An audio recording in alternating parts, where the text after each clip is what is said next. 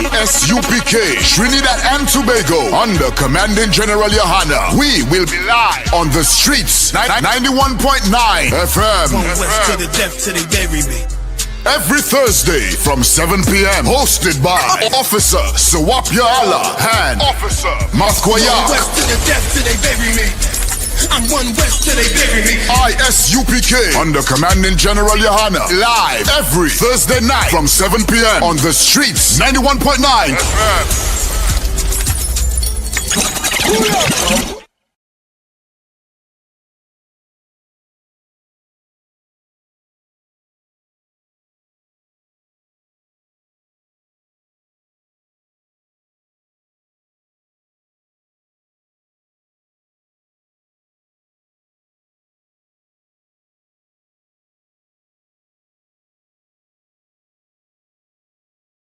Hey, listen, brothers and sisters, man.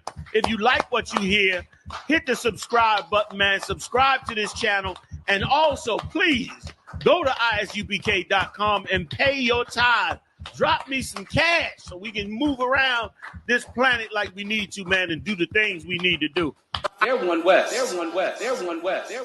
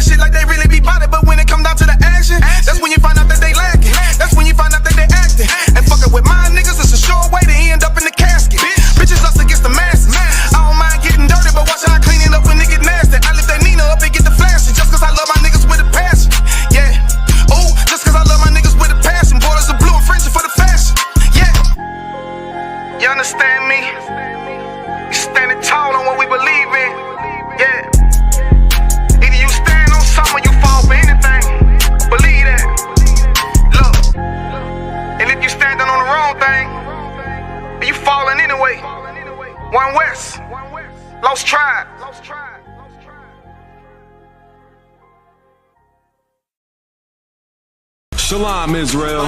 It's that time again. The ISUPK, under Commanding General Yahana, presents the Lord's 57th Annual Passover. That's right, the Lord's 57th Annual Passover, April 4th, 2026, in Houston, Texas. All black Hispanics and Native Americans are commanded to observe the Lord's Passover. This will be the biggest Passover to date. You do not want to miss this. Fresh lamb, fresh wine, and bitter herbs as commanded by the Most High. Only $200 per person, ages 17 and up. The biggest event of the year. There is only one Passover, and it's under Commanding General Yahana. See you there, Israel. Shalom. Nobody else there to compare to. Train for war, men of war, and warlike apparel. Prefer our leaders, can't get between us. Watch where you stepping. Cause us.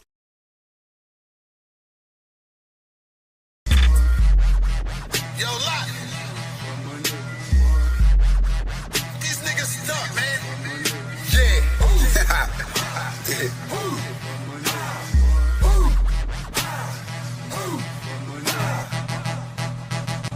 Wow.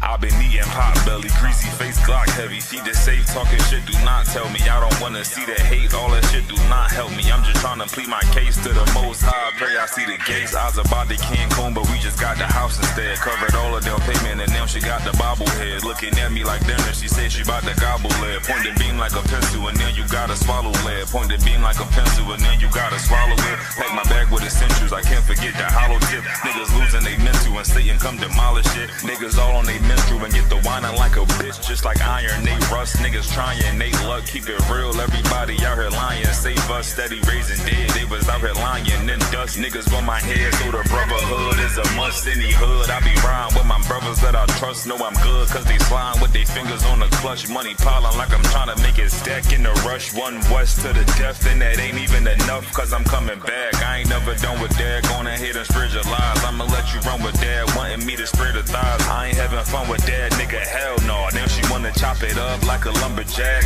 Got some exes popping up, tryna run it back. Want me come and hit the hole like a running back.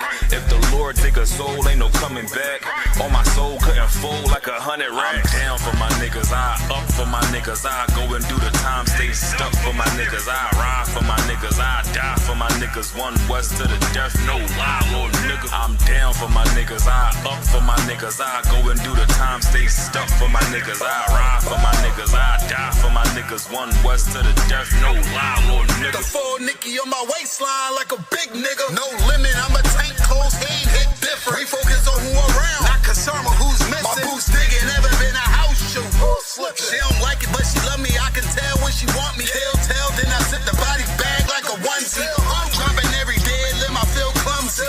Through the pain, but we don't find shit funny. I know enough that I don't know shit. It's one thing I know this. Never bite the end that feeds you, never lend a whole shit. We don't want half of the world, man, we coming for this whole but shit. But in the world, I was known to pack bags like a road I'm trip. In the den with the lions, I be living this in real life. Ain't everything, but you gon' lose your soul, that's a real price. Getting led by a coward, I don't know what that feel like. Black on black, toes to my head, I can't kill Christ. I'm down for my niggas, I up for my niggas. I go and do the time, stay stuck for my niggas. I ride for my niggas, I die for my niggas. One west to the death, no lie, little nigga. I'm down for my niggas, I up for my niggas. I go and do the time, stay stuck for my niggas. I ride for my niggas, I die for my niggas. One west to the death, no lie, little nigga.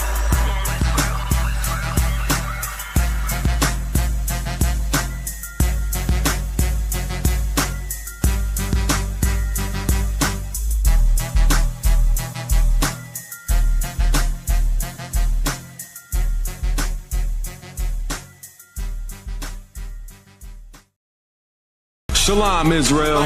It's that time again. The ISUPK, under Commanding General Yahana, presents the Lord's 57th Annual Passover. That's right, the Lord's 57th Annual Passover, April 4th, 2026, in Houston, Texas. All black Hispanics and Native Americans are commanded to observe the Lord's Passover. This will be the biggest Passover to date. You do not want to miss this. Fresh lamb, fresh wine, and bitter herbs as commanded by the Most High. Only $200 per person ages 17 and up. The biggest event of the year. There is only one Passover, and it's under Commanding General Yohana. See you there, Israel. Shalom. Nobody else there to compare to. Train for war, men of war, and warlike apparel. Prefer our leaders, can't get between us. Watch where you stepping. Cause us.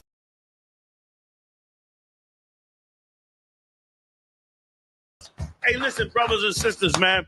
If you like what you hear, hit the subscribe button, man. Subscribe to this channel. And also, please, go to isupk.com and pay your tithe. Drop me some cash so we can move around this planet like we need to, man, and do the things we need to do. Everyone west. Everyone west. Everyone west. Everyone.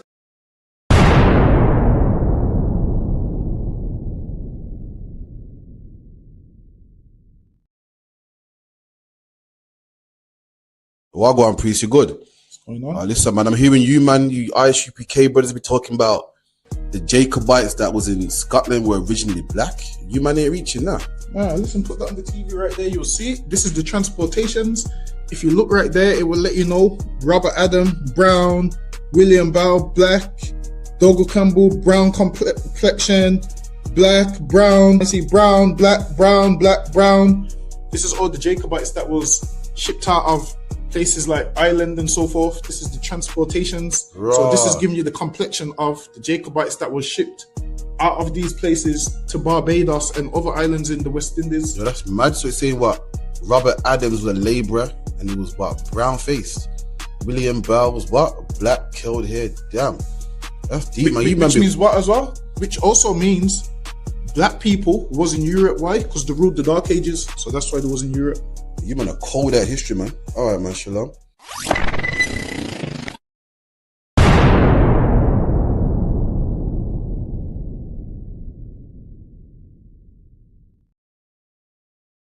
And I'm screaming more fire, give him more fire, more fire. I just gotta pray for more fire, more fire. I'm hoping he come with more fire, more fire. Shalom, Israel. It's that time again.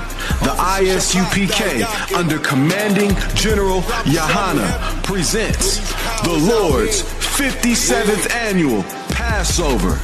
That's right, the Lord's 57th Annual Passover, April 4th, 2026, in Houston, Texas. All black Hispanics and Native Americans are commanded to observe the Lord's Passover.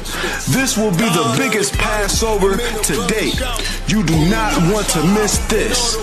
Fresh lamb, fresh wine, and bitter herbs as commanded by the Most High. Only $200 per person ages 17 and up. The biggest event of the year. There is only one Passover, and it's under Commanding General Yohana. See you there, Israel. Shalom. Nobody else there to compare to. Train for war, men of war, and warlike apparel. Prefer our leaders, can't get between us. Watch where you stepping. Cause us.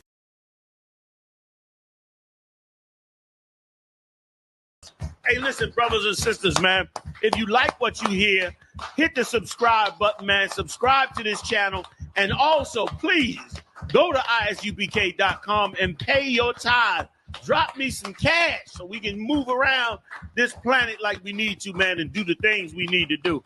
Everyone west. Everyone west. Everyone west. Everyone.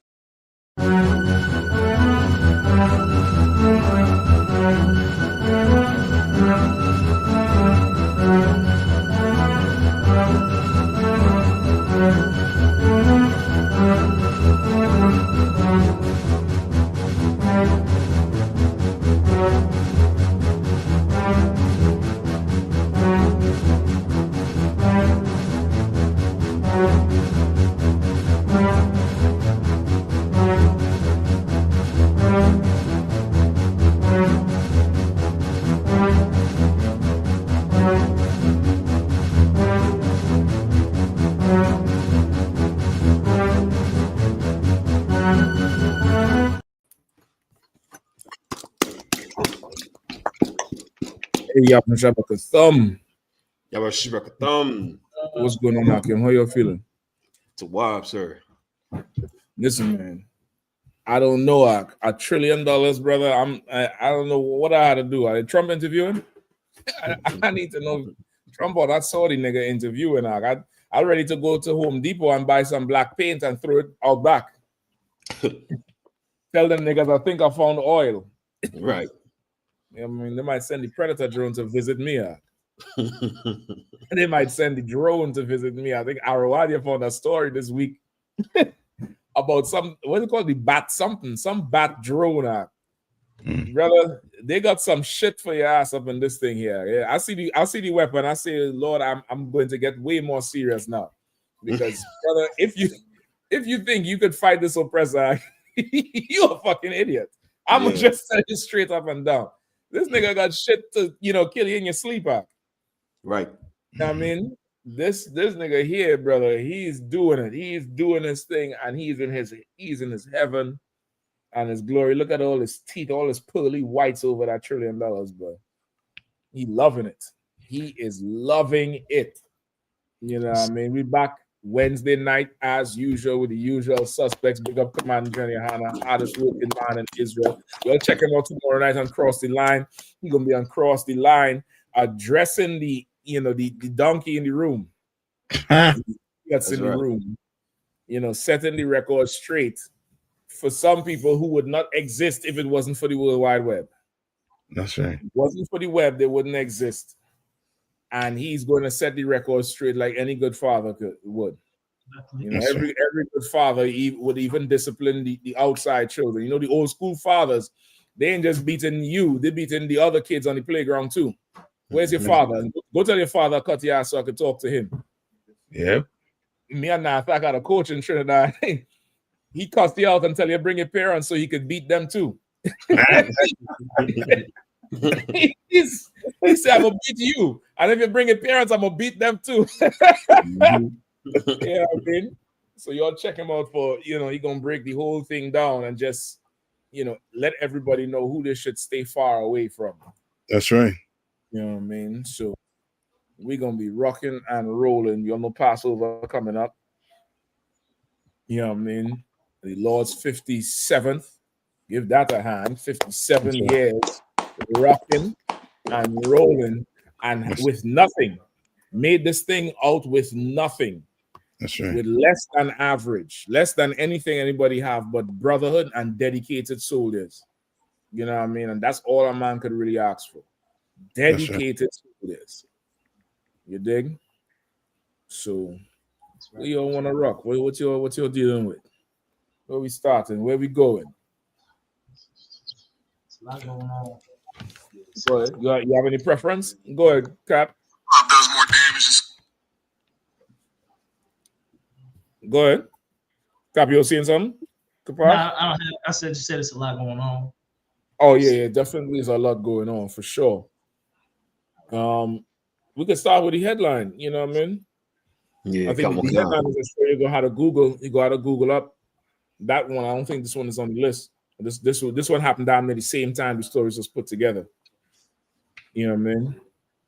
Yeah, that first one. And you have number 3 as well, where he tried to address killing that reporter. Boy, he tried to address killing that reporter. Boy, he had to own that thing. So let's get Trump and his new best friend.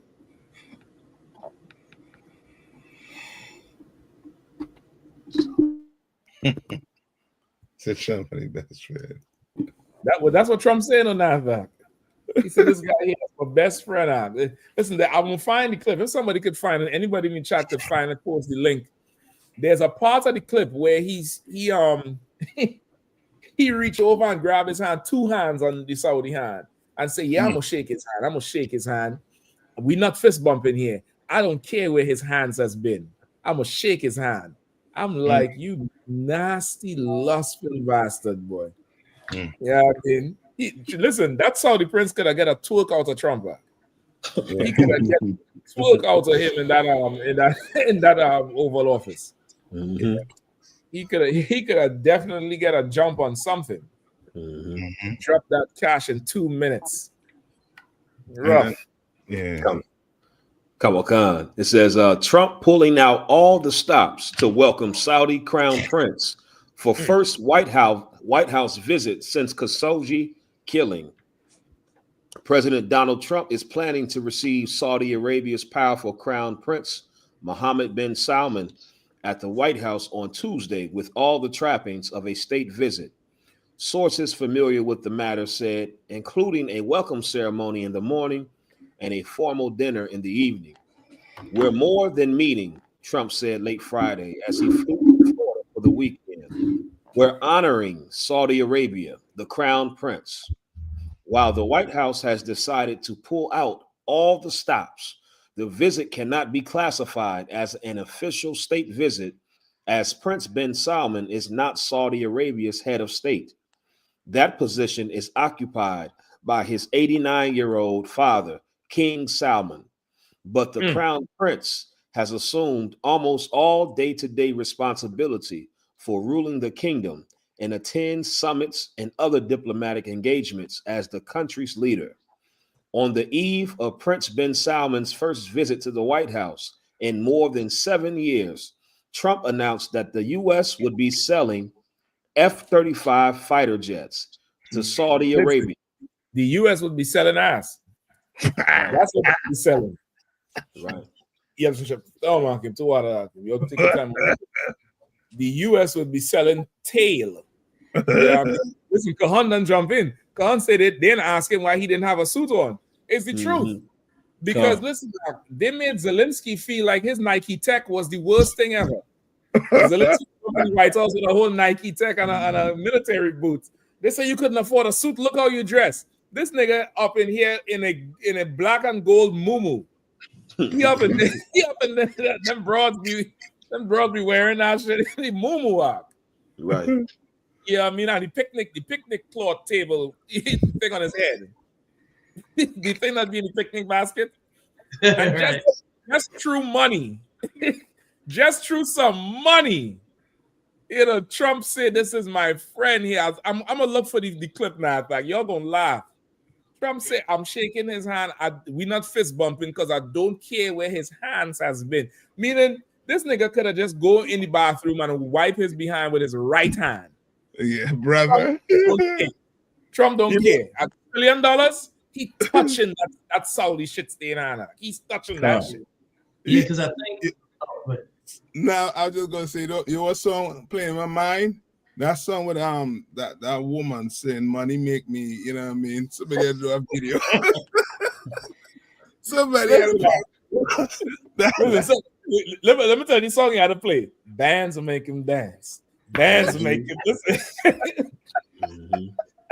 Because if I could, because I think in their culture they wipe they when they go number 2 they wipe it with their hand, their left hand, so they don't ever touch nothing with left hand. It's always a right hand thing. So I guess Trump is like, I don't give a damn what hand they wipe their hand with. That's exactly it. He's like, whatever. I don't care where his hands has been. Good night, bro. For the love of money. Wireless saying he doing that. Wireless saying I think the homes is saying right now for the year is down 50%. You understand? Like the what they're saying pertaining to the homes in America, they're down by 50% on the I think they depreciated by 50%. And then they said that in October they say there's a 20% rise of foreclosure in America. You understand? It's getting real bad out there, and the president showing you what you ought to do. Sell. You understand? Do whatever he could do for money, because that's exactly what he's doing. He's selling out this America for money. America is up for sale right now with Trump in office. You know what I mean? And the highest bidder. Because now, I don't know if when Sawab come on, he could tell me if I'm wrong. But now the Arabs they gain a piece of the Caribbean now. They're able to go into the Caribbean now and make deals. You know what I mean, with countries. You know what I mean? And since I've been in Trinidad, I never seen an army, you know what I mean, in our country making deals on they're going to provide stuff for us. You understand? So they're showing you exactly what you have to do. You. So like I said, if I could, seeing what's going on with America, it once was a time where other countries had to sell themselves to America. You know what I'm saying? Countries had to make deals with America for X amount of dollars to let America come in there and take over the oil, or let America come in there and, build a base, or let American companies come and take over this natural resource or that natural resource. America's fallen so far, and they selling their ass to the Saudis to the Arabs so bad that now Qatar get to come and build a base in Wyoming. You know what I'm saying? Now the Saudis get to come and get jets and fighter jets, and Donald Trump grovel in the White House. You know what I'm saying? They open up the ports in the Caribbean. Like America, through all of its, wickedness and all of its oppression, has now become the country that they used to abuse. America has now become the nation that has to beg and grovel and say please and smile and capitulate, when really, if they had it their way, they would be unaliving these people. You know what I'm saying? But the Lord has all the way opened the doors and exposed these devils for who they really are, which is just a bunch of money worshiping, sell their soul and sell their tail at any cost to just be able to salvage a piece for themselves, man. And it's an amazing thing to be in the truth and watching this place fall so wondrously. That's right. Yep. It's definitely for sale. It's that place is like how the Revelations say, the merchants from afar off have fornicated. They become drunk. They have become drunk with the wine of her fornication. They become drunk with it. They ready to come and spend and enjoy so much, not knowing, they're stepping closer and closer to the end. Salagi, so one more thing. I mean, these devils used to have a little bit of pride and a little bit of shame to grovel so openly in public. It used to be a time where, George Bush will come, he'll shake the hands of Saddam Hussein or somebody, and they'll go behind closed doors and have a meeting and talk about their deals. Now with these cats, they out in the open with it. You go, that picture you pulled up, Captain Shock, with the Qatar building a base in Idaho.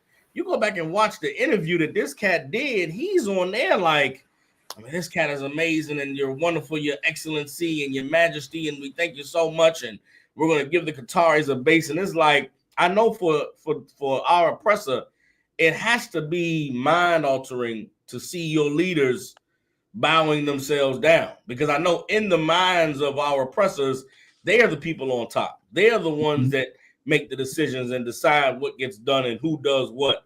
But to see their leaders actually begging and groveling and like you said with Donald Trump, I don't care where his hands have been. I'm gonna hold both his hands. It's got to be mind-shattering to the devil sitting at home in his drawers thinking that he's got some type of power on the earth because he's a Caucasian.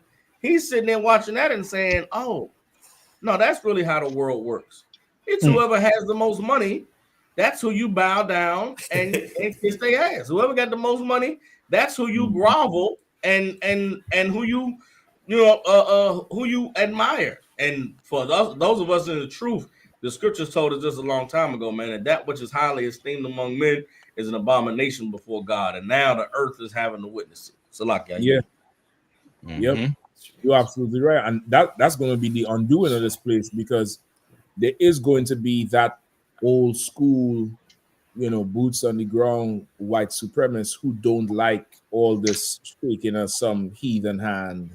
Then he's not white. That type. They don't like all of this mess. Trump circles are already starting to fracture around it.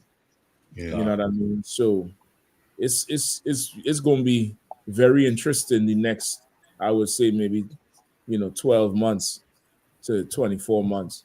I don't even think we had to wait till the full 4 years is done. At the rate he going at, this thing gonna be up in a short space of time. Come on. So, like I said, if I may, just to piggyback off what you said and what Captain Soccer Wars said, as I'm watching how Trump and his entire administration is moving, like if you notice, there's like every administration, there's been a decrease in decorum.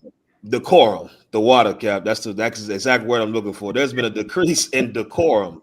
And it's like I think of the scripture where it says the wise man of Teman, how they shall be no more. Like you said, how that old school politics where it's like in public, it was like so much so I read books on body language. And this is how old school, this is how big these white men have been about projecting a strong image. That did you know that the president is told to stand on a certain side of a leader? So when they shake his hand, whatever hand is on the outside, when they take the picture, that it projects power versus being on the inside shaking hands. So if you look at most pictures of presidents, they'll always try to situate them so the right hand is on the outside because it's meant to project strength. Well, I go into that to say that this is something that these devils for a long time have studied down to the minute detail of how to project power, how to project strength. And it seems like Donald Trump came in and all of the wise men who would tell him you shouldn't do that, that's gone. That's gone. You are even smiling too much. You understand? Like that's gone. And all the decorum and all the wisdom that the white men used to have on projecting strength and leadership and power, it's gone. And it's like the Lord is showing us that America is a shell of what it once used to be. And the Lord is telling you that if you have an ear to hear, this place will never be great again. You understand? You in there tapping his leg like a $2 hoe after you tell him we're gonna get something to eat. You want Cheesecake Factory? Ooh, yeah. He's like a straight whore in that interview. He go to Roof's Chris. He's like, right. We go on the roof, Chris. Right. He got all giddy and happy like a whore, not like a wise, not like a his advisors will tell him, don't project too much happiness. Don't show too much emotion. Man, all the wise men are gone, and he got rid of them. And this is the clear indicator, along with many other indicators. America, you are finished. You just haven't caught up all the way to it yet, but you're done, and it's the work of the Lord because you need to be finished. Right. You're right about that. If I could, sir. Yeah, please. On the flip side, on the Arab side, Muslims practice something called taqiyya, right? Taqiyya, T-A-Q-I-Y-Y-A. That is a practice where they're allowed to lie. According to the Quran, they're allowed to lie, deceive. They could even deny their God under taqiyya, right? And they could even, to the point where they could give you $1 trillion, apparently, to act like they love you and they want to follow you. You understand? But the whole time is to deceive you for the purpose of gaining the advantage in war. Right. When I found that out, I was like, damn, you could literally deny God and say, no, I'm not Muslim. And it's completely, as they say, halal to do so, or lawful under their beliefs. So this guy here, he's on national. So people often say, oh, he's betraying Gaza. He's betraying Muslims. No, he's not. He's doing taqiyya. He's doing what he has to do to gain the advantage. And who knows what demon is on him that's pushing him to do this taqiyya? Because this spirit of lying sounds familiar also. So like, I just wanted to bring that up. Listen, you're right, Doc, because they even in their culture, I think it stemmed from that thing where, depends on where they are. They could eat pork and they could get with whores if they have to blend in, if they have to pass. It's damn near like passing if they have to pass, quote unquote, strategically. And it's so heavy because today, the news was saying, well, they promised $1 trillion in Trump's first term. They promised $400 billion and they hardly got any of it. So this $1 trillion might just be talk for Epstein. You know what I mean? It might just talk for to take the heat off of that whole thing with Epstein. And I looked up the taqiyya thing here. This is what they're saying. And taqiyya meaning is an Arabic word with two main meanings: the practice of dissimulation, outwardly concealing one's belief for self-protection when facing persecution, and a short woven cap worn by Muslims. The principle of dissimulation allows Muslims to outwardly deny their faith to protect their life or safety, while the practice of wearing the cap is common and cultural. That's for the cap. But brothers, under life-threatening circumstances, hiding one's faith, speaking ambiguously, or even saying things that are not true, as long as the outward action is a result of coercion and one's true belief. Brother, I think taqiyya got to be, Islamic for Kawadak. It's like, sir, it's considered, and this is an actual term, it's considered the shield of Islam. Wow. That's what taqiyya is. It's the shield of Islam. That's why I don't know how somebody could be Muslim, because you can never trust what they're saying. They are, by their law, they are encouraged, not allowed to, but they are encouraged to lie to you to gain an advantage. That's taqiyya. I mean, they could tell you, even when they tell you, okay, their prophet did not have sex with a 9 years old. They know he did, but for the purpose of taqiyya, they could tell you he did not. Salaki, sir, if I could. It's so heavy that what a warrior's bringing out. Captain Mashak, Captain Athaga, made me think of back them days when we was up there in Times Square going to camp in New York. And we would battle with them Arabs. General Haas was so heavy with the Quran breakdowns back then. We used to battle them, and they would swear that Islam was about peace. Yeah. And Islam was about loving everybody, and we a peaceable nation. We're peaceable people. General Haas and getting that Quran, I can show them how they were murderous, bloodthirsty monsters, and they would be like, no, not us. The whole time they practicing to kill. Like we know the truth. We know the breakdown. We know that the Quran is garbage and toilet paper and y'all full of bloodthirst and should be out here committing jihad and all of their cop and pleas they was doing. It was honorable to them to stand before us and say, no, Islam is about love and gather everybody together. That's heavy that you brought that out of war. Water for that, obviously. Yeah, brother. I mean, that's a level of cowardice is the only word I could think of. That's a level of now. Imagine somebody who would lie to protect their life would commit jihad to go to heaven with 40 virgins. Like that's the nigga who killing you. So like that's insane. Go ahead. Tom, one more thing. The scriptures say that Ishmael is a madman. Like that's a madman. That, like, you know what I'm saying? Copper plea. No, I'm about love, man. I don't want no problems. I don't want no drama. As soon as you turn your back, Allah Akbar, bloom, the Starbucks gone. That's that. So Absolutely. They'll assimilate with you and pretend to be down with you to gain the advantage. I think UK done got taqiyya. The whole of UK done got taqiyya with the London Muslim mayor that Trump say London is the dirtiest city he's been to, trying to disrespect the mayor. He trying to disrespect him so much. Keir Starmer had to say, hold on, Trump, that's my friend. He said, I know, but London is a horrible city because he trying to disrespect that mayor.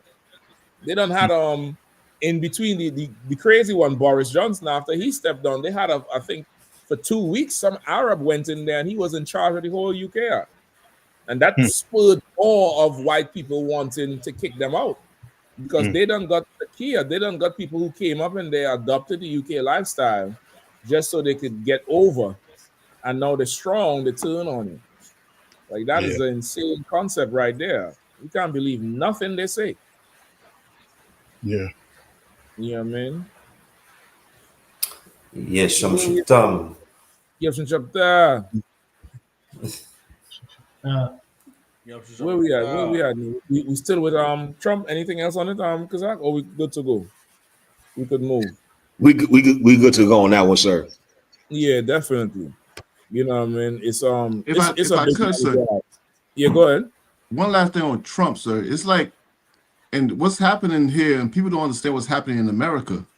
People don't understand what, like, a lot of things that's happening. doesn't make sense, right? For example, AI taking over all the jobs. People are like, that doesn't make sense because who's going to spend money? Right now, what's happening is it's a money grab. This place is sinking, and the rich is trying to take as much money as they can to get the hell out of here because they see it's sinking. That's really what's happening. And Trump is just trying to secure his money. You understand what I mean? They're not trying to save this place because, like, don't save. She can't be saved at this point. Exactly. She's sinking quickly. So everybody's trying to, these AI companies or these people who are investing in AI for their companies, they're willing to cut everybody out because they're leaving you to drown while they collect the money and flee. And we're the only ones on the ISUPK under Commander General Hunter, the only ones telling you, look, get out of her, my people. You know what I mean? Because you can't invest in a ship, sinking ship, so to speak. You know what I mean? This place is sinking quickly, and if you try to invest in this place, bro, you going for a long ride. You know what I mean? It's even showing you, even the women that the sisters that they gave jobs, they invested in the sisters to destroy the black household. Now they don't give a damn about the sisters. They're cutting EBT, they're cutting Section 8. Barack. Yeah, how about Mr. Thumb? It's not gonna cut in on you. You was hitting a heavy point. So what, Akim? I appreciate it. Answer. Was that a warrior? Go ahead, a warrior. No, I was done, sir. Salakia. Yeah. Well, how y'all making out? Salakia then. Since the warrior, I ain't want to cut in on him. Salakia. How's everybody feeling tonight? Good, sir. Like $1 trillion. That's what's up. You know what I'm saying? Hell of a week coming on, huh? Trump went ahead and released that Epstein document, huh? I mean, they were doing some nasty shit up in there. Yeah. Like they was actually getting sex counseling from him. Yeah. They came out with that Harvard, that head of Harvard. Yep. He was calling him being counseled by him. He was having, woman counsel like you do when you call General Muhammad. Right. He was the General Muhammad of the rich Edomite world. Oh my God. And his solution was just sleep with the babies. Yeah. Nasty bastard. Yeah. Yeah, man. So here we go. Go ahead, John, what do you think? Okay, that he now make the U-turn to say, okay, go ahead and do it when before he was trying to defer from it. You think he don't have his, the backup plan for when it come out, or they're not really going to, reveal everything? Yeah, more than likely they will not release anything. That's right. What'll happen is he'll expand the investigation into the Democrat side, and then he'll say, well, we ain't going to release anything until we have full transparency. And they'll talk, they'll just talk like, well, it's going to have full transparency, and they'll just keep on going. What the whole reason he had to go that route was because the Republicans, they had pretty much had the Republicans by the balls. Like they was letting the Republicans know, if you don't let this investigation go through, we'll just start leaking it. Right. And it'll be so bad. You know what I mean? Because MAGA is taking a major hit right now. People are running out of MAGA. You see Marjorie Taylor Greene. Yeah. You know what I'm saying? I got to give it to the little hook-nosed Edomite. Because Marjorie Taylor is a real stand-up broad. Like she stuck with Trump to the end, and when the dirt came out, she straight up made a U-turn. And of course they hate her. He's talking about her and all that, but her U-turn shook them up in there in that Senate and Congress. Now, if she turned when she was the starch, remember she was down with him when damn near nobody was down with him. Yeah. He was fighting arguments with him that was ridiculous. You know what I'm saying? Until this bullshit came out, because according to her, she had been molested herself as a child. Wow. That's why she halfway look like a dude from them steroids and bodybuilding. You know what I'm saying? So you see, she got them arms. She got them 23-inch damn guns on her from lifting all the steel she could because of what she went through. You know what I'm saying? Which is a horrific act in itself. You know what I mean? I ain't knocking her for it. She done went through hell, been molested, raped, all of that. Who the hell knows? For her to make it all the way back and get into the Congress, that's pretty damn tough. You know what I'm saying? So as a just as a human. But she was an Edomite full of racism, and all that as well. And a staunch supporter of Trump, believing he gonna come in and just destroy anything black and Latino that's breathing. But then found out that all that high morals that they thought they had over us. You understand? Because that's what Trump was selling. Trump was selling, we are better than them. We gonna make America great. We got the high moral ground. We gonna stop all this illegal immigration. We gonna stop all this robberies in the street and all of this. We gonna stop all this crime and all this immoral nonsense. You understand? All this booty shaking was blaming the Democrats for child trafficking, Pizzagate, all of that. You know what I'm saying? Charging blacks for fighting in the street, black fatigue. We tired of blacks and all of they ruckus they making. We want a moral right. You understand? A mega world. And then the Lord pulled the curtain back and blood clot. What did they find? Yeah. They pulled that curtain back, brother, and saw major wickedness. Like that Epstein was, like he was a cruel pimp, is what he was. A cruel pimp, and on the highest levels. Yeah. All the way up, Mossad, CIA. You know what I'm saying? Like they mentioned how there's a black woman. This just came out today. I don't know if y'all heard. There's a black woman in Congress that he was running the whole time. Yeah. And she was giving him intel on everything he was dealing with. Like he was running a complete gangster operation for the clandestine organizations. And and he must have did something dirty to them or they crossed them in some way they didn't like, or maybe they just decided they wanted to get rid of his ass. He was too much a liability. You know what I'm saying? Who knows? You know what I'm saying? They vicious up in them circles. And so now, my point is simply this, that because it got exposed, right now, Republicans are highly under the gun because they got constituents too in their areas. And their constituents are now saying, what the fuck is this? We got fascism coming into America. This cat is running around the world gobbling up every coin he has while saying the groceries are fine. The economy is good. When these Edomites are sitting up there like, is you crazy? Are you bugging out? We starving to death. And then even when they tried to come with the blow of him cutting off the snap, that cutting off the snap was to not only get us off the Epstein, but was to make white America feel like, well, he's still handling the niggas. Yeah. He's still on top of it. Until it came out that the SNAP program had more white people than black. It was another blow. Yep. So now, you understand, he got to walk a fine line with the Republicans. Because already they flipped once, they had to flip a seat to be able to vote to get those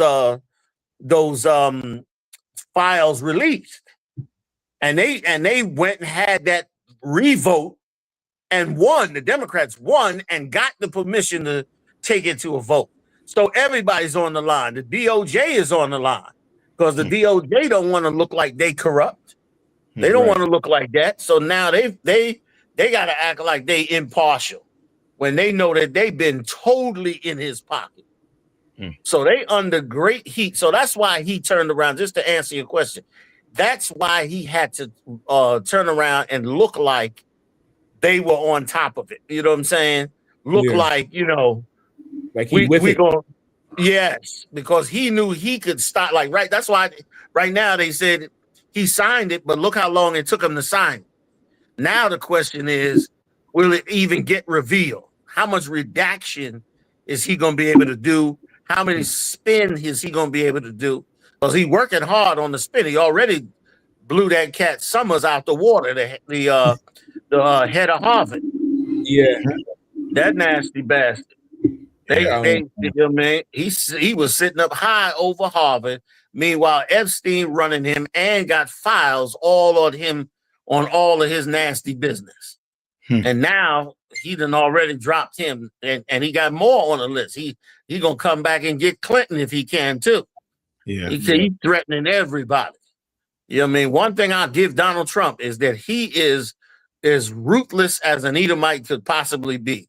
And he hates his enemies with a perpetual hatred. Yeah. Like he been hating us since the days he was in New York with the Central Park Five. He stayed on that hate.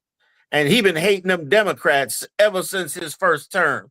And he hates them after that humiliation that he went through with that impeachment and that trial and becoming a convicted felon. You understand? Like his hatred for them, like they got to scurry in the corners to get away from this cat because his hatred, he got real Edomite hatred, like a real Edomite. You know what I'm saying? And so he had to run the other way.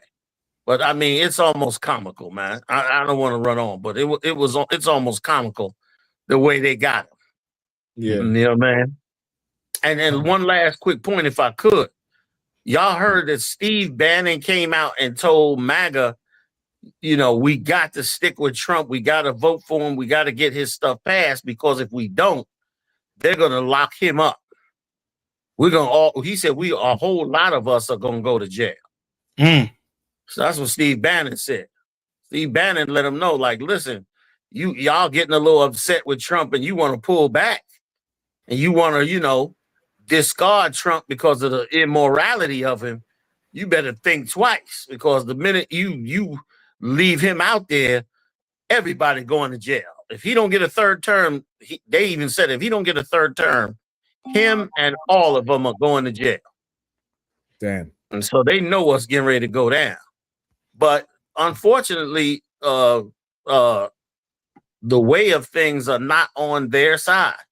Trump still got it because he's talking about instituting the Insurrection Act on Portland, Oregon, which it would really damn near be legitimate. Like if he instituted it on Portland, that would be probably the beginning of the end. Because once he put it in Portland, why not do it in every city? Right. Why not create a situation? It's nothing for them to create a false flag, making, you know, black and brown people look like they're attacking them or attacking the country or whatever they decide. And then once that's in place, once it's already in place in Portland, he could expand it into every state. And so now then you got a whole nother, and he's already threatening it as he's off the coast of Venezuela. And who knows why he's off the coast of Venezuela? Because he's sure not over there getting ready to invade Venezuela. I will be surprised if he invades Venezuela. Because even though he got a lot of weaponry down there, he don't have enough weaponry to take over that whole country and the people around him. Like, I don't believe he got enough manpower down there to do that. Now, you need a whole lot. He got like 15,000 troops or something. 20,000 troops. You need like 80,000 to go in and take that whole country. And they done arm the country too. Like, now Venezuela ain't strong at all. It ain't gonna be no problem to take it. But that little amount of people, that don't strike me like they trying to take over that country. But hey, who knows? You know what I mean? What they plan to get in there with. Right. So he's still got the best hand with the Insurrection Act. You know what I'm saying? Now, if the Republicans go south and impeach him or something, then he got a little bit problem. But you still got J.D. Vance in the wings, a real CIA man. They waiting to just bring him on through. So I yield, Salakia. And if I could jump in there, what you're saying is heavy because a lot of it starts spiraling down, especially right after Charlie Kirk got killed. Like a lot of it starts spiraling out of control right after that, because even today, Candace Owen, I'm checking out doing a little research, getting ready for the show. Candace Owen doing a live stream with 100,000 live viewers. Wow. 100,000. And her other videos got millions of views. Right. Her whole channel's blowing up, going crazy. And she's basically dismantling, which is going back to the whole like anti-establishment of the white man. The whole, the anti, what the government is really doing behind the scenes. They're really trying to do this, that whole conspiracy. What's that? Alex Jones was the head of all of that, and then they took him out. As far as his reach, she kind of picking it back up, which caused churning a whole bunch of dissent and untrust in the government once again, which these oppressors love. And so, and like you said, Marjorie Taylor Greene jumped ship. So a lot of things is going left and right, So Donald Trump gotta put some type of lock and key on everything, or everything will just fall away from him, from supporting him, and put him to the wayside. Yeah. That MAGA taking a blow right about now. Like the movement is dead, damn near. Now it's just hardcore politics and negotiation. You know what I'm saying? Sir. If I could just jump in there and piggyback off what Captain Kapash and what you were saying, sir, the new movement, they're calling it America First. It's no longer MAGA. MAGA, they say, is sold out. MAGA done sold itself to the Saudis and sold itself to the Israelis, and now it's America First. That whole platform that Candace Owens is running on, and it's not just Candace Owens, it's Carlson Tucker, it's Nick Lopez. They're all running on the platform that the policies going forward need to be about America First. And they see Donald Trump selling the country out. They see what Donald Trump did with the Bitcoin and pardoning that billionaire from China. They see what he's doing, selling out to the Qataris to get a base in Idaho, selling out to the Saudi Arabians. They feel like Charlie Kirk was unalived because he refused to support the Israelis and Benjamin Netanyahu. And them real patriot, love America, stand for the country type of Edomites are pushing back against the government. And we really live in an unprecedented time, sir, with how loose the FBI and the CIA has been with allowing some of this espionage stuff that they normally do to come to light. What happened with Epstein being unalived in that prison cell was not the first time that some prominent figure that got the potential to blow the whistle was unalived. That thing been happening for 50, 60 years in America. What happened to Charlie Kirk? Some prominent figure being unalived that's on a college tour speaking out against the different topics and things that's sensitive to foreign governments. That ain't the first time it's happened. But right now, the Lord is allowing for the spirit of truth and the opening of the curtain to show, to reveal that these devils are devils. If I could, what happened with Epstein being unalived, right? And it made me think of this cat named, forget the first name, but his last name was Webb. But he was the reporter out there in California. He was the reporter that broke the story about the CIA having the ties to the James Webb did the telescope. Salaki, go ahead, Yeah, it's like it was not James Webb. I can't think of his first name, but his last Gary, name Gary, sir. Gary Webb. Gary Webb broke the story about about the Sandinistas and the drug smuggling from the military to the gangs in LA, and how the military was behind all the cocaine in California, right? Right. It was the Iran-Contra scandal. Well, Gary Webb was ostracized, and they made all types of stories about how he was a horrible person, and he got kicked out of the media circles. Gary Webb was found unalived with two gunshot wounds to the head. You know what the coroner said? He committed suicide. Right. And that was just, okay, on to the next thing. It happened, oh well. Before Alex Jones, there was a cat named William Cooper. He wrote that book called Behold a Pale Horse. William Cooper had a radio show on AM radio back in the day where he was talking about the government and talking about clandestine activity. He was the one that said before 9/11, watch, there's going to be an attack on America. They're going to blame it on the Arabs, and there's going to be some war. Well, one day agents came to his house, and he got in an argument. They unalived him in his driveway and said, yeah, man, you know, William Cooper, it's sad what happened to him. They moved on and never skipped a beat. This is status quo for America when somebody comes to blow the whistle or expose what's really going on. But when it happened with Epstein, the Lord would not let it rest. Salakia, sir, I yield. Yeah, and William Cooper, by the way, he named Osama bin Laden before the 9/11 attacks. He said they're gonna blame it on this guy. He said if they blame it on this guy, do not believe him. I don't believe too many Edomites, but that William Cooper, that boy had it right. You know what I mean? He had it right. Like they ostracized him among the conspiracy theorists. Alex Jones, all of them can't stand him. But meanwhile, he was right before all of those things started happening. And he was trying to get that out to his people. He was trying to save his people and save the country, but he couldn't. Let me tell you something. Let me tell you what's happening.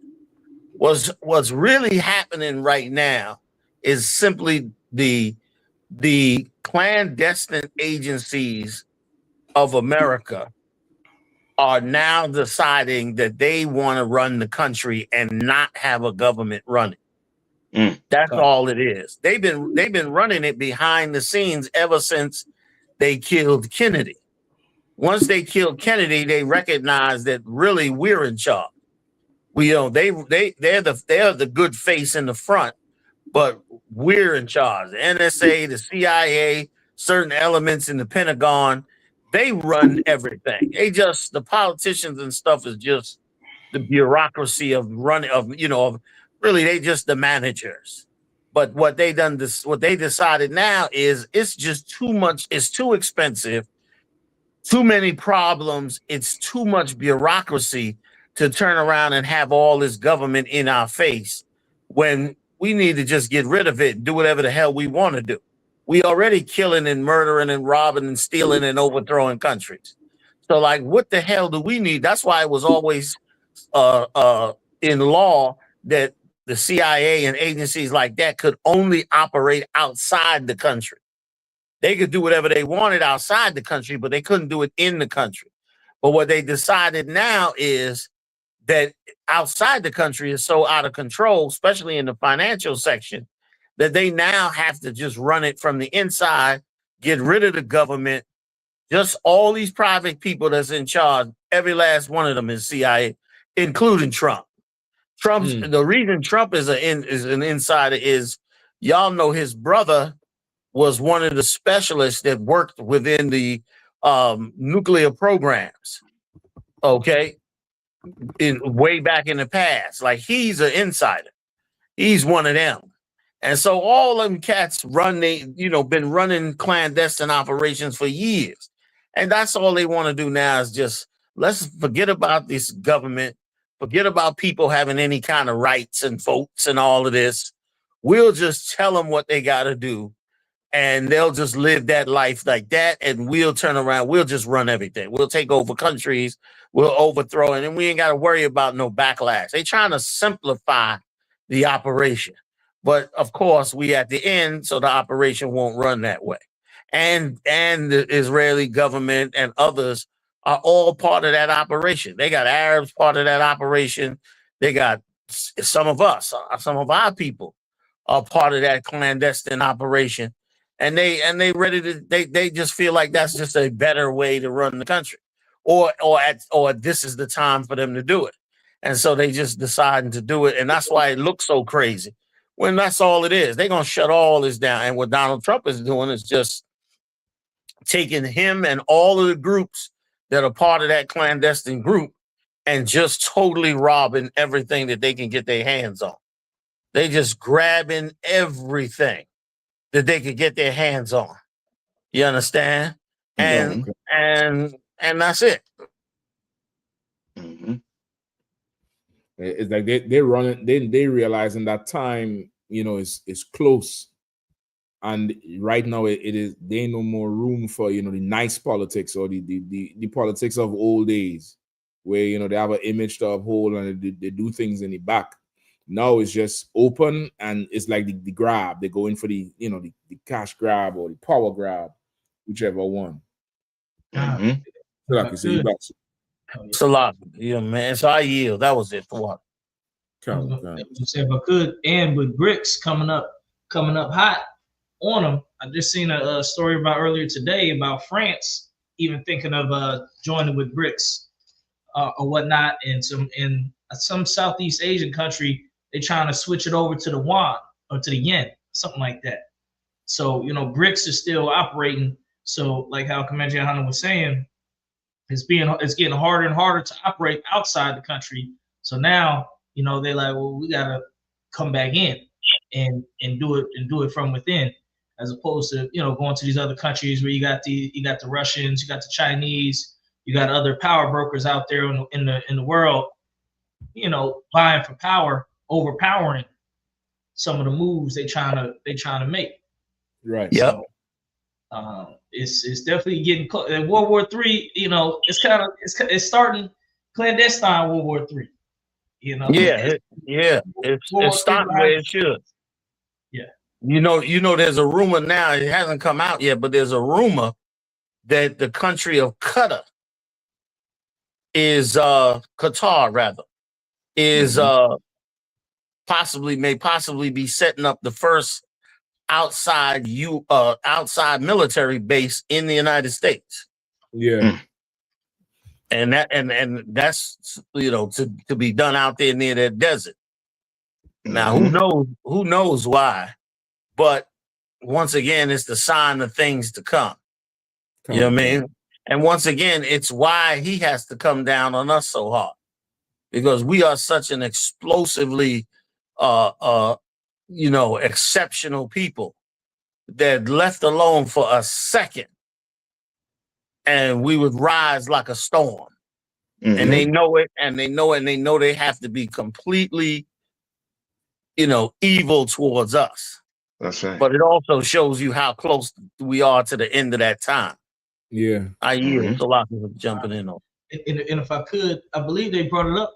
It was in Idaho, the Qatar base, and it could be connected, it could be related or not. But I've heard that up in Montana, Idaho, Colorado, those type of places, there's ranches of super rich, people that have like 1,000 acres and super mansions with the helipads and all of that, and the golf retreats and all that up there in that area where a lot of super rich people have established themselves.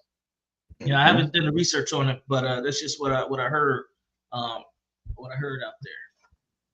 So you got families that own ridiculous amounts of land away from they live in a totally different world.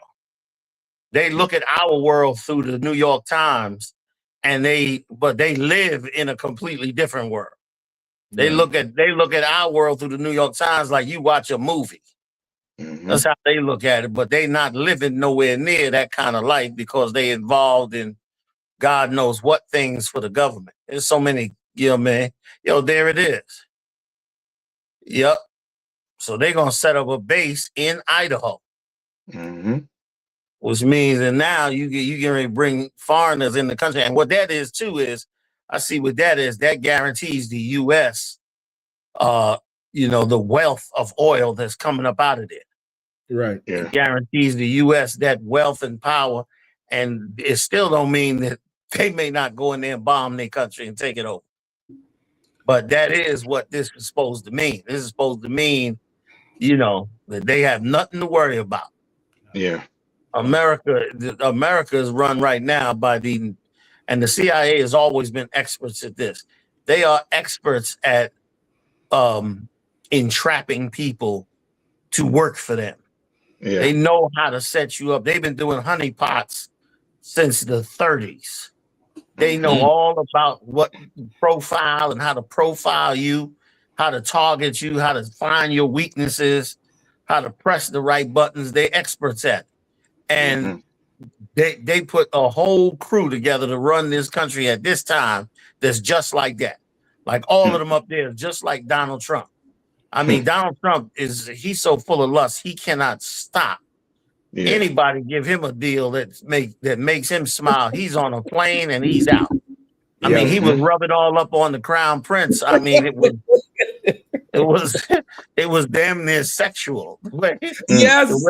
The way he grabbed all up on his hand, and I thought he rubbed his thigh at one point. But Rub I guess his he thigh. didn't. He rubbed his thigh. You're right, sir. He did rub the thigh, so I was He right. rubbed his thigh. He tapped him. Yes. And he put his hand on it. Yes, I mean, he was rubbing the prince like he was a genie in the box. You know, you rub a genie to get the money, the pot of gold. He was rubbing him like he was the genie with the pot of gold. It was insane. Yes, but that's who's rubbing this, and they should enjoy their time because their time is short and it's gonna be over with. So, Salak, I yield. Yeah. Salak, and if I may, too, General. And just to piggyback off of what you said and what Captain Kapash said, I went to Liberty University for a semester before I was kicked out. It was it's the largest Christian university in the nation, down in Lynchburg, Virginia. And it's where all the rich white conservatives send their children. It's such a large Christian school. I was down there when Donald Trump came to speak at the school, and he was talking about Obama's birth certificate and all that. And we ran into some, like, I've met white people who, what you said, they've only seen black people on TV, on the New York Times, on newspapers, because they lived on ranches in the middle of nowhere with so much wealth and privilege that they have so much wealth that they're able to never see blacks or Hispanics. That's right.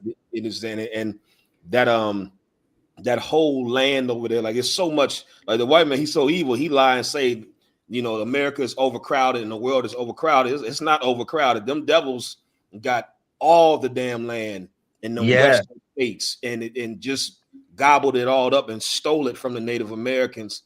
And then their kids come to the colleges and, you know, they're looking at us like it's National Geographic because they never seen a nigga in person. And, you know, and it's like, you know, this is like how for us, it was so mind boggling because it's like, how have you able to live life up to this point? You know, 18, 19, and you've never seen a black person with extreme wealth and privilege and crimes of their forefathers to be able to enjoy that. It's like you, sir. Listen, you so right. Because I was doing research one time. Also, too, I believe Captain Azanaya went to this college as well. I could be wrong, but I believe he went there as well. But anyway, my point is this: that when I was doing research on America, what I found was so many of the soldiers that fought in the War of Independence and in the Civil War received so much land after the war.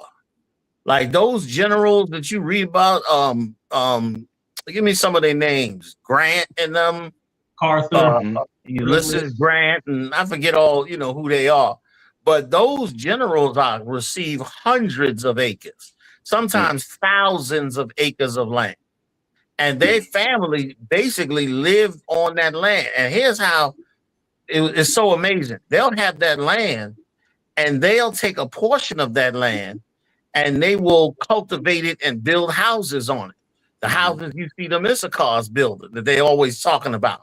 That is many times a private person's land where they cut off a piece of the land, build a bunch of houses, sell all the houses, make a ton of money, and just could remain paying the taxes and the fees and the expenses on the other thousands of acres of land.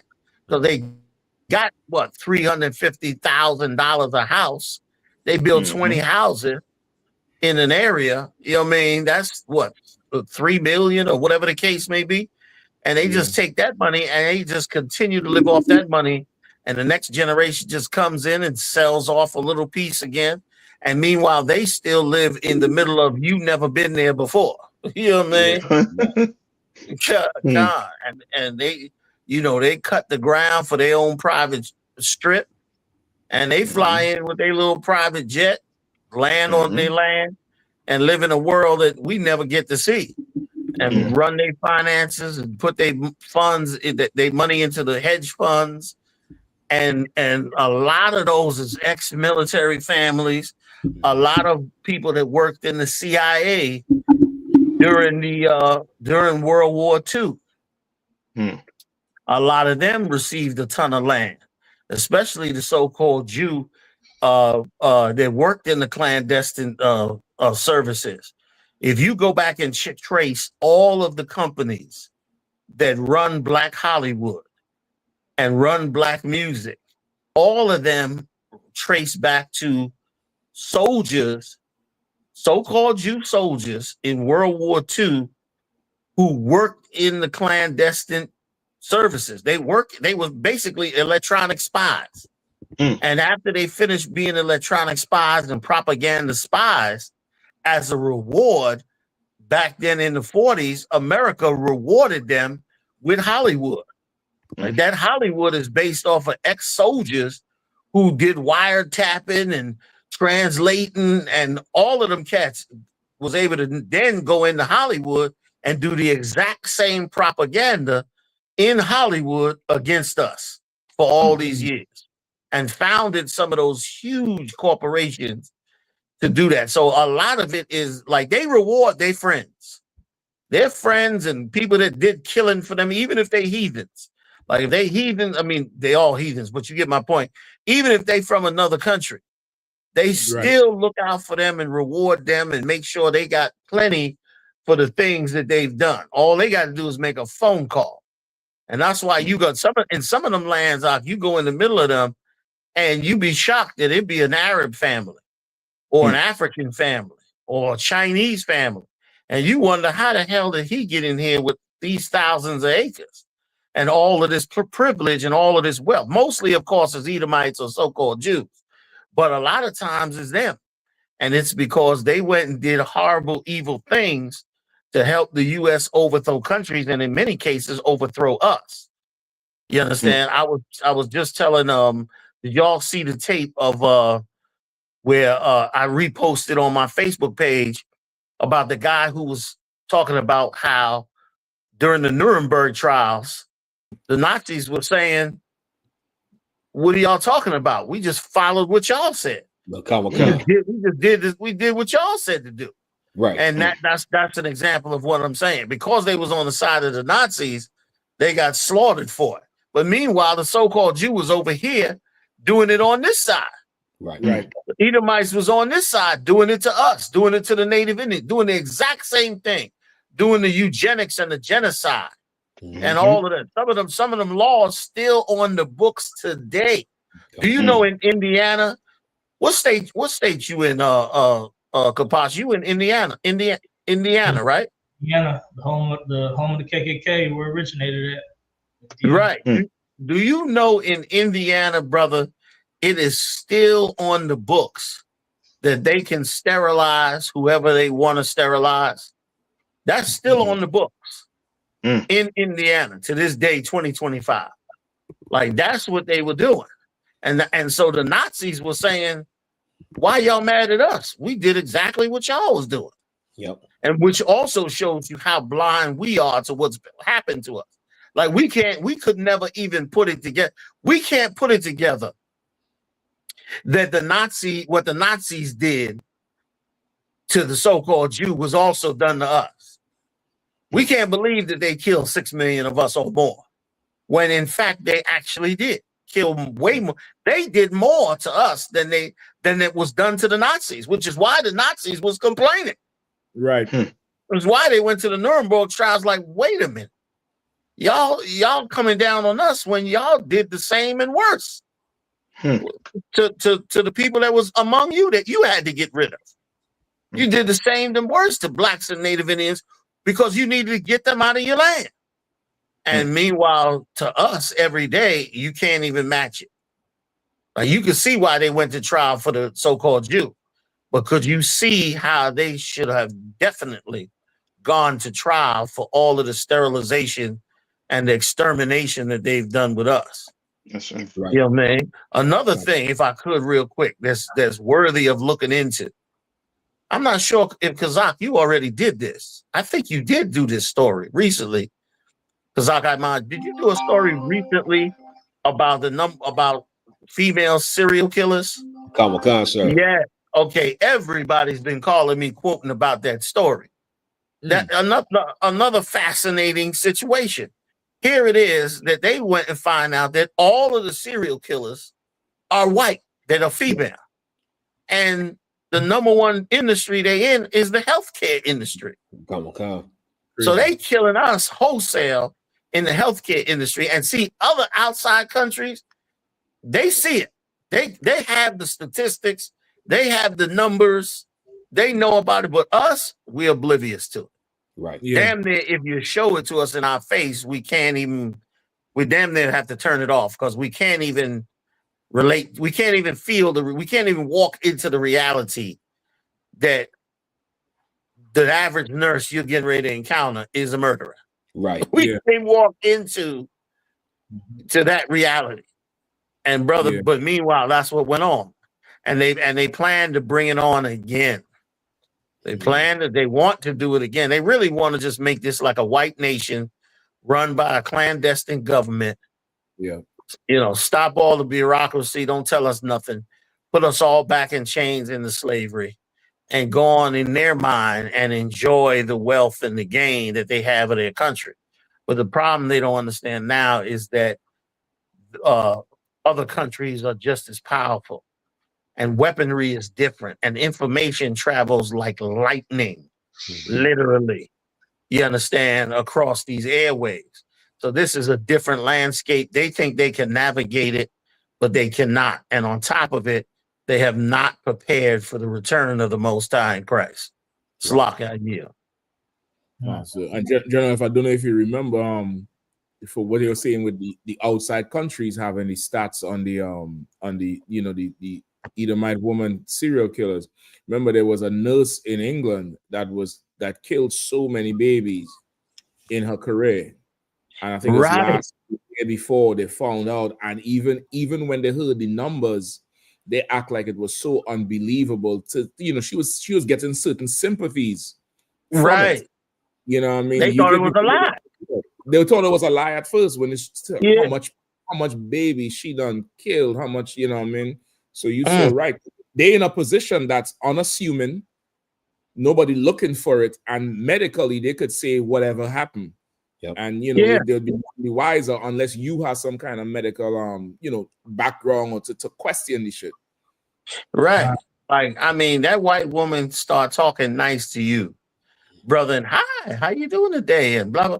And even if you in your mind say, I'm gonna be on point with this Edomite, she still psychologically is disarming because of how much propaganda has been put down on us, that even aware you are semi-disarmed. You know what I mean? You hesitant, but you still can get caught up in the clutches of her, because that's how well she's been able to do this for so long, because of all the price coming out the TV, the radio, everywhere. So by the time you encounter her, forget about it. So you so right. I remember that story well, Mashak. It was like Edomites there could not be a monster Edomite woman like this. This could not be in Edomite's mind and in Black people's mind. It was like, can this really be real? It took them a long time before they could see it. And that's what, if I could, a little personal, that's what so burns me up as we go through this journey, is that our inability to try to formulate something of our own. Man, ever since I was 7 years old, just tell you a quick story. At 7 years old, I was living in the projects in utter poverty. And an Edomite came and said, listen, man, I'm going to pay y'all. I want y'all to run these flyers up from the top floor all the way down to the bottom floor. I'm going to give y'all $7 a piece. I was a little kid, me and a couple of little kids. And he hired us. We went out there, we worked the flyers, right? After we worked the flyers and started making some money, the first thing I thought about was, Why can't we just go get the contract ourselves? We'll get a vehicle and get our own circulars and do it for ourselves. For and ever since then, I've always had a how can we do this ourselves attitude. How could we not be on them? Even when we read the scriptures, how Pharaoh had to go to the midwives to try and kill our babies. Like he still had to go to the midwives to do it. Yet in America, that's why I see why the Lord said this man's the most subtle beast of the field. Because yet in America, with all their hatred for us, they still able to whip our mind into joining them. Like, where is it should be black hospitals everywhere. That's right. Like you get pregnant, your opportunity, their opportunity to harm your baby, you understand, is so high because you so in the clutches. Yeah. And there's nobody. That's why eventually, man, this thing gonna get really real with these black leaders because there's no press to establish some safety net, some boundary between them and us in all of this madness. There's no press except the ISUPK. Even the Panthers in them. Them Black Panthers and them, they were being financed by wealthy liberal white men. That's who financed the Panthers. Rich white women who, of course, loved the slumming and in many cases loved the liberal approach because their families had an interest in it. If you owned a giant housing complex with rent control, this was your family's income. Like this is how your entire family lives. You got a complex with 150 apartments in it with poor black people in it. You need this black people to get this welfare. You need this black people to get jobs. If they don't get no jobs and no welfare, you don't get no rent money, which means your whole family goes out of business. And so them same liberals saw what the other side was doing in destroying them and turned around and said, nah, we'll support these black radicals and give them plenty of money and in many cases sleep with their women, and they'll fight the fight and make the Edomites give up what we need them to give up, because the money ultimately doesn't go to blacks on any of those movements. Look at what happened with Rodney King, the riots and all that. Afterwards, they did all these deals to help blacks. All those deals really helped whites who own the real estate, Orientals who own the businesses, liquor stores and chicken joints. All of those got revived out there in the West Coast simply because the Edomites was giving money into these areas that really went to them. I remember in Harlem before the gentrification of Harlem. Oh, the Clintons were arguing for funds for Harlem. This ain't right. Kennedy spoke about this. There should be money in Harlem. Harlem is a historical place. Blah, blah, blah, blah, blah, blah. Humanitarian this and humanitarian that. And meanwhile, they was locking brothers up unbeknownst to anybody by the truckload. And then turned around and said, poured all that money into Harlem. And where's that money at now? CVS, Rite Aid, Target. All those businesses came in and wiped out all those mom and pop businesses. My point being simply this, that the funds from liberals that helped those black groups was really to help those liberals. It helped them. And now, boy, there's nobody except the ISUPK that still has the mindset of let's help ourselves so we don't have to rely on him, and we don't have to inadvertently and subconsciously still be financially supporting him. You understand? And I thank the Most High for that, because without it, we would become suckers out. We'll take a couple of $1 million or whatever it is they want to give you, and the money will end up going right back to them. You have to say certain things. You have to be quiet about things. You couldn't push about other issues. And Right. before you know it, in 5 years, 10 years, you'll look back and all of a sudden, all their things are prospering and you're in the garbage can again. And you saying, damn, how did this happen with all these funds coming in here? Right. And they'll be sitting up there saying, well, listen, we poured millions into Harlem or we poured millions into this and that. You know, at some point you have to just say, hey, you know, they got to pull themselves up by their bootstraps. When in fact, you poured those millions in there to build up your infrastructure in those areas.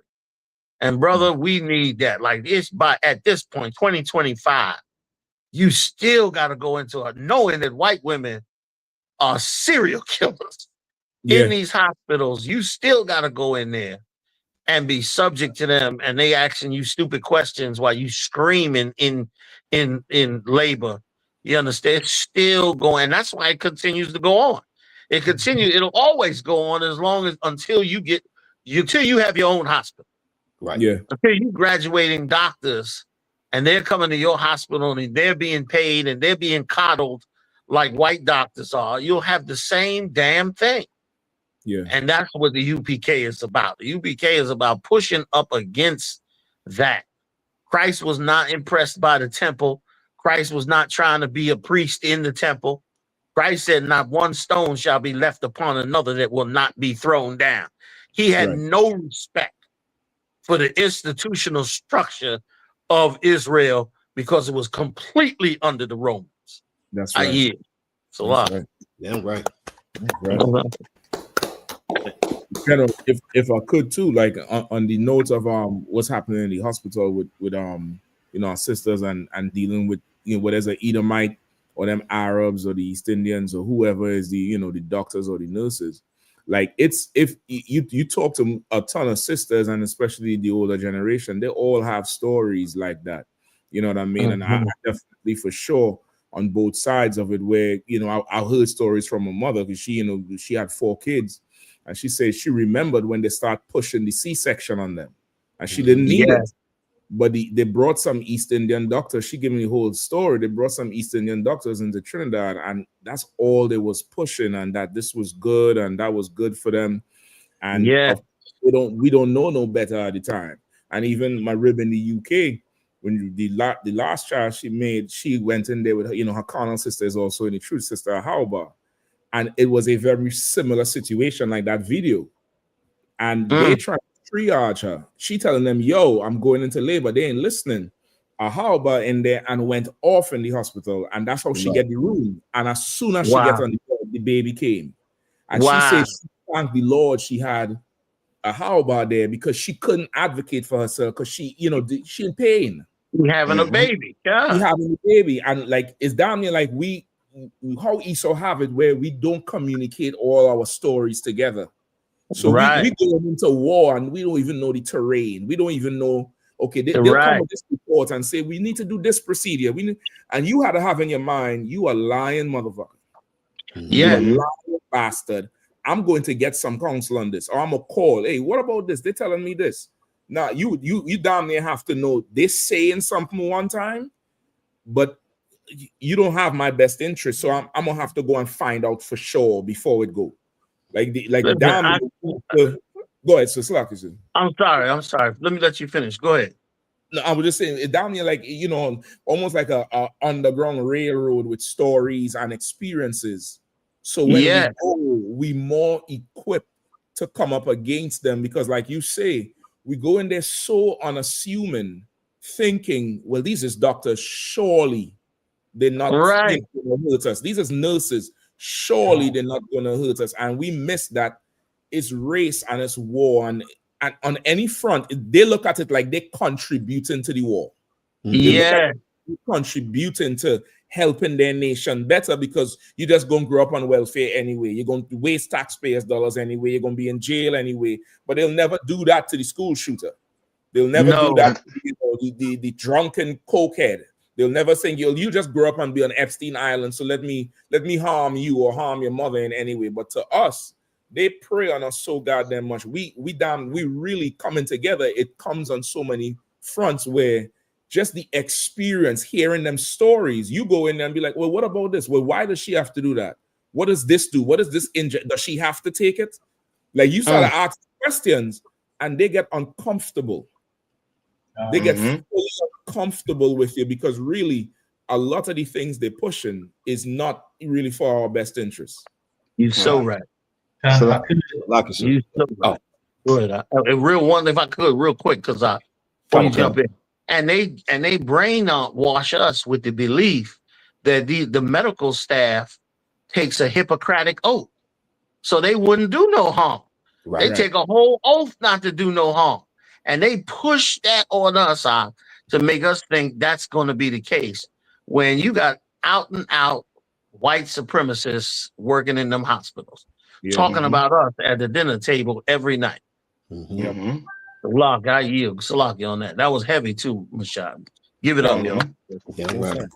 Come on, sir. And if I could too, General, just to piggyback off of what you said in Captain Mashak's point, there's a study that they did that says that having someone with you when you go to get health care or an appointment or going to the hospital or the doctor significantly increases the level of care that you receive just by having someone with you.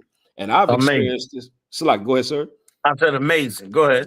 Come, sir. And I've experienced this on both ends where it was a time where a while back I had to go to the hospital and, I wasn't all the way where mentally there. And because my rib was there, that Eve attitude came in handy because it's like, no. She checking him like, hold on, no.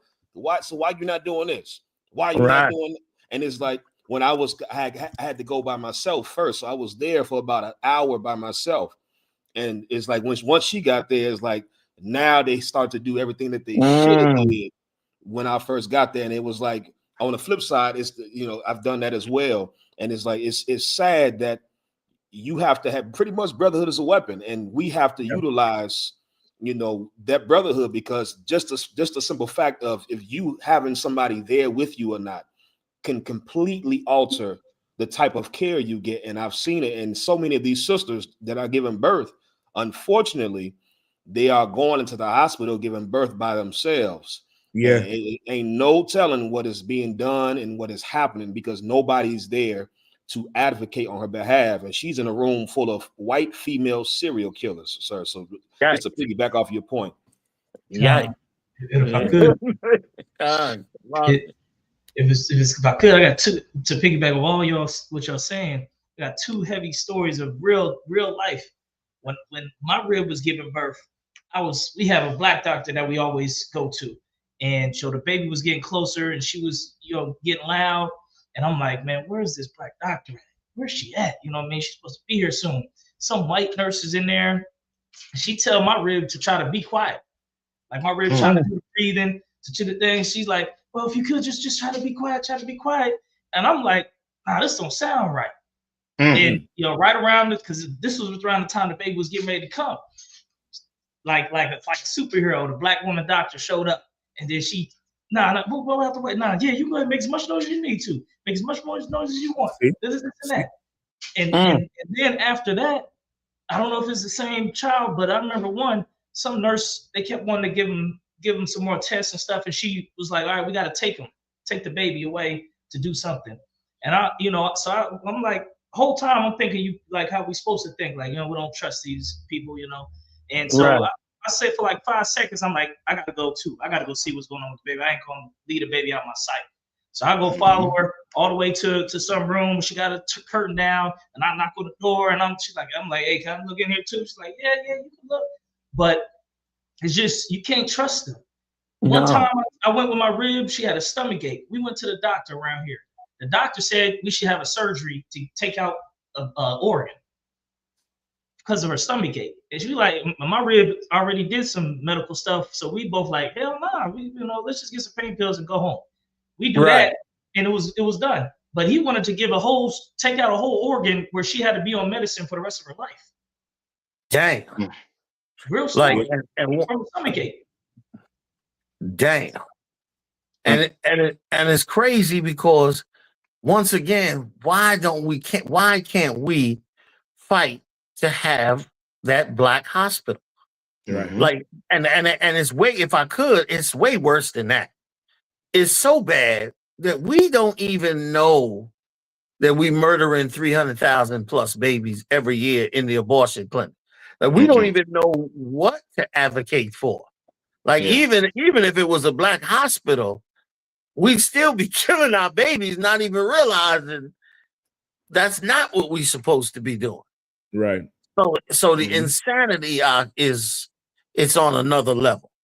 Like it's on another level. It's gonna take the majesty of the Lord to draw us out of the hell that we in these areas.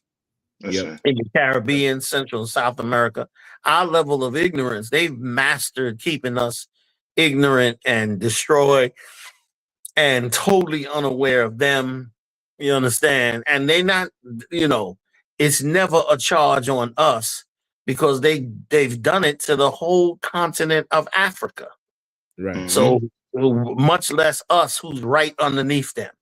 You know what I'm saying? They've done it to whole independent countries with armies and governments, and they still bring them under that same slavery. So how much more us? Which is why, our hope is in the Most High. That's our way out. You know what I mean? That's our cheat code, so to speak, on how we get the hell up out of it. Salaki, how you? General Concert. And just to add to what you're saying, I'm reading a book right now, right, called Brainwash by Thomas Burrell, by Tom Burrell. He was he was one of those advertising people. He had his own company. And what you're all describing there is, what he studied. And it's called propaganda. You understand? Like they mastered propaganda on us. You understand? Where the what the brother was saying, there's positive propaganda and there's negative. They say they master that negative propaganda on us. You see, it's like four big sections where he says there's a big lie. I forget the other three, but what he was basically saying is white America, they done master the negative side of it. Painted us negative to the point where we don't trust each other. We could go get a black hospital and we are not going to that black hospital because of the propaganda. We will not go to it. We'll go to, to the white hospital. We will fight to go to that white hospital. You understand? Because of the propaganda. And from, just reading the book, I'm gathering the fact that what you're saying is correct, sir. The truth is a fight against that propaganda. Yeah, that's the book right there. The truth is a fight against it, where now you putting a positive spin on it. Now you telling your children, now you the best in the class. You're gonna be doctors, you're gonna be lawyers, you're gonna be this. Like that's the fight against what they doing on the outside, which is pushing that we ain't, we can't do anything.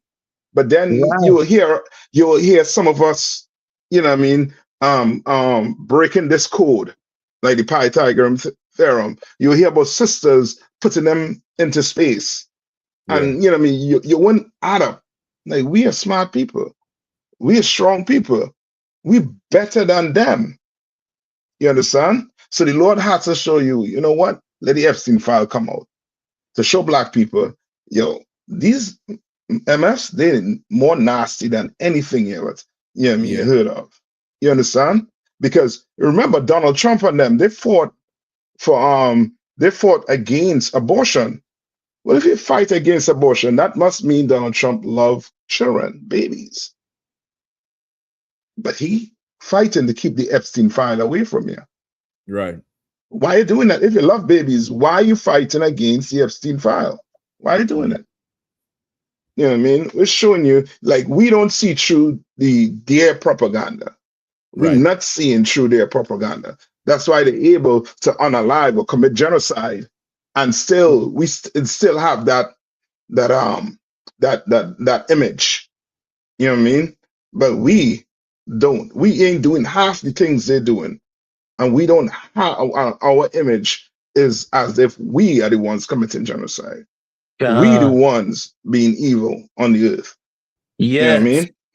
And get me, y'all get me right on this. Isn't that in essence them fighting the Holy Spirit? Cancer. Because okay, the Holy Spirit, okay, it seems like the Holy Spirit is supposed to motivate you. That is the Holy Spirit. When you are motivated, when you have the zeal to do great for the Most High. You understand? That's why the Lord said not to take the credit from that Holy Spirit, or the Lord would curse you. Because that motivation from the Most High for us to be great is us pressing the Holy Spirit. So when they do this propaganda to get us to be depressed or to go against our own greatness, like you said, Nanda, then they in essence are crushing the Holy Spirit out of you, like crushing your hope, crushing your belief in that the possibility that you could actually do it. Seems Yeah. like that's them crushing, trying to make sure you don't have the Holy Spirit in you. Yeah. Yep. And general, not just that you can't do it, that you can't do it without them. Yeah. It's like you because part of the crushing is like you could only eat if you're with me. You could only be successful if you're with me. But that Holy Spirit, it gives you the confidence to stand up and do it yourself, or even just going back to the hospital to question them. Because I know for sure personally, questioning them in that hospital, only because I'm in the Israel School of UPK, I know that I could, ask the questions the right way and follow up and say, what your name is again? Okay, what you said? And show me it here. And that whole thing, somebody in the world is not questioning that all the way down like that. You know what I mean? Like in here, you have a different spirit to go all the way to the wire with everything. Be professional, take the emotion out of it. And that's what's needed to build a nation. Very clear. Have you have a goal in mind? You're considering everybody and everything. You're sharp with it, like you say, the motivation and the zeal. Because now they have us so depressed. It's like, take this, go home, come for this procedure, do this, do that, and you're not really. You just sheep to the slaughter. Exactly, like Nine Thought saying, like he's pushing a scenario that says kill your spirit, kill your motivation. And that thing propaganda, that's the wrong name for it. Like it needs to be named closer to something pertaining to an antichrist spirit. It's a spiritual attack in the negative, is what you're saying, Natha, because it does something to your mind. What does it do? It propagandizes your mind to be motivated to, like you brought out, Mashat, to only be able to do it with him. Yeah. So there's something spiritual about that they've been pouring on us and have known by pouring this on us, it have kept us destroyed. Yeah. Yeah, man, they putting it in movies, they putting it in the music, they putting it in everything to kill the Holy Spirit. Yeah. And whatever that is, boy, oh boy, now I thought you on to something there. Like it needs to be identified and given its true name so that brothers can realize that it is that. So that when they come with that negative, the brother will just know, oh, that's that demonic spirit of whatever the case may be in terms of what it's called. And it would be so easy to just say, oh, I'm dismissing that because that's a demonic spirit. You know what I mean? And I'm sure there are thousands of things that we do not dismiss that is that same spirit, simply because we don't know it's that spirit when they're saying it. You understand? Like we don't know, like we watch TV all the time. How do you know how much of that of what you watching on TV is propaganda? Of course, the obvious stuff are. But what about the unobvious stuff? How do you identify on the internet too? How do you identify it? And it has to be, and the only way to identify it is to know what that propaganda is. Like, what spirit is it? How does it manifest? What are the signs that is there? listen, that's a deep dive for somebody. That right there, that's a deep dive for somebody, because whatever that is, okay, here's what's amazing about that. Because whatever that is, it is a spiritual force. Why do I say that? Like, if you push your remote control for your TV will come on. Why? Because an electronic signal that nobody can see goes through the air, hits your TV, and carries out that command. Well, on the physical, spiritual level, a command that he presses a button by saying what he's saying, and an invisible force that nobody can see leaves out from him. You hear it, and it changes you. That's a spiritual attack. That's a demonic force. Whatever that is, that's a deep dive on it, because it's what moves us. Yep. It's what they're using to move us. And brother, it's moving us into hell. And boy, we need to hear the Lord's voice over it to come up against it. So, Salaki, I yield. I start deep diving on it my damn self. Salaki. Cancer. Cancer. And so this is just a little bit from it. I just highlight a little bit, and then let's read the headings of some of them. So it says, unlike Bernays, I have no intention of shying away from the term propaganda. I say we use it, take what was thrown at us, shook it off, and replace it with positive propaganda. Wow. Now, you see to the right where it says the big lie, right? So it says there are many propaganda principles, but here are a few that I believe were of prime importance in the 18th century. Black inferiority marketing strategy in the 18th century. Yikes! These principles were employed throughout the colonial period of the late 1700s, Reconstruction in the 1800s, and the 20th century civil rights movement, and still survive in the modern times. Now, this brother ain't world, sir, but he onto, he onto something. But good, I'm trying to tell you, it's a spiritual attack. Go ahead. Cancer. Go ahead, So he said the big lie. So these one of the things he's saying, the big lie, the repeated and consistent articulation of a partial, distorted, and manufactured truth. That's all Donald Trump run on. God damn it. You talking. This is a witchcraft book you read. Right here. This is a witchcraft book. It's just they just using nice words. Like they're explaining to you their witchcraft in nice ways. Cancer. He learned nice words like propaganda, colonial this and blah blah blah. This is eat the blood, spew it out, smoke the cigar and drink the rum. You know what I mean? And do the witchcraft. Go ahead, please. So, and the other one he went to appeal to their fear. So each one of them, he gave you the timeline. Like for the big lie, he gave you the timeline and what they were saying in those timelines. Right? Then he went to appeal to fear, the purposeful effort to instill apprehension and panic. You know what I mean?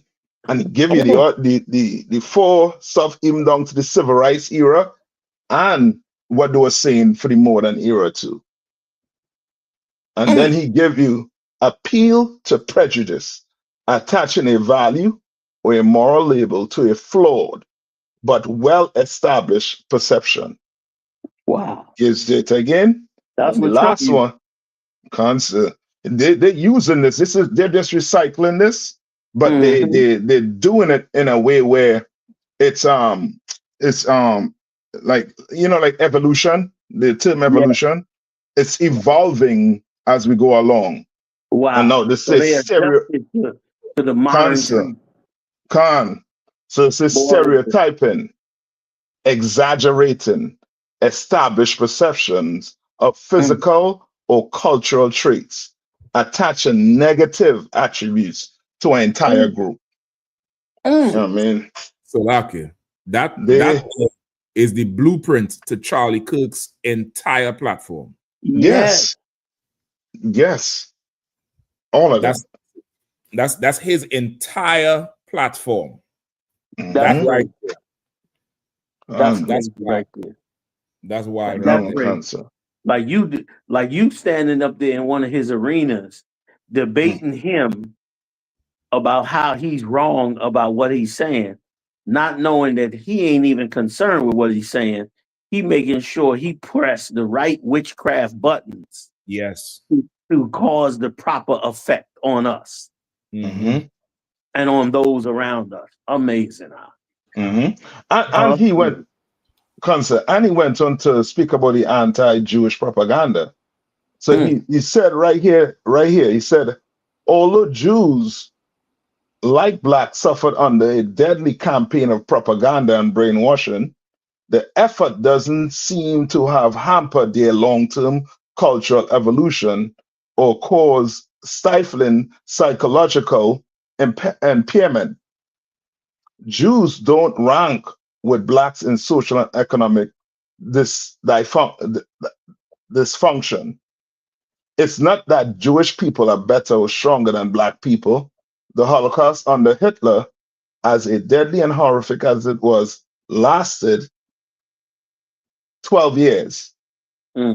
Even by conservative standard, the Black Holocaust had a solid 250-year run. Jesus.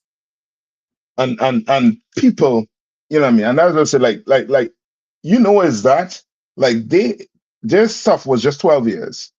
Yes. Us was 250 years. You understand? Like they for sure know, you know what I mean, master that, you know what I mean, that propaganda. Yeah, they don't study it, sir. You know what I mean? To the point where, you know what I mean, they done, you know what I mean, they don't take the people who were supposed to be at the bottom of our society and now they put them to the top to be celebrities. So now your real leaders who really about the people, you try to push them to the back. You know what I mean? They done, you know what I mean, they done know exactly what they're doing. But the truth coming out more and more, so they have to oppress us more and more. And this, I don't know if I'm wrong with what you know what I mean, this is my opinion. But what they're doing, these rich people, they are oppressing us to the point where everybody, to the point where I use your house, for example, you foreclosed on your house, somebody buying your house. Where the money coming from? These rich people are going to buy up these foreclosures. And then before you know it, they getting richer. And now they're just going to recycle it again, send it back out to the market. They're controlling everything. And when they're controlling everything, they're making you feel like you the problem. Like the Hispanics. Right now, the Hispanics is the problem. Right. But they're not. They're not. You know what I mean? There's propaganda. That's right. If I could, it remind me of the scriptures, which you're saying is heavy of when we was coming out of Egypt, and the king of Moab, I believe, he wanted Balaam to curse Israel. To curse the children of Israel to make us weak so we can be cursed so he can beat us. And he wanted to use divination. Yep. And if I could, not that. Ooh, boy, brother, you done brought something so heavy. Let me explain something to you, what you just explained to us, which we knew but not on this level.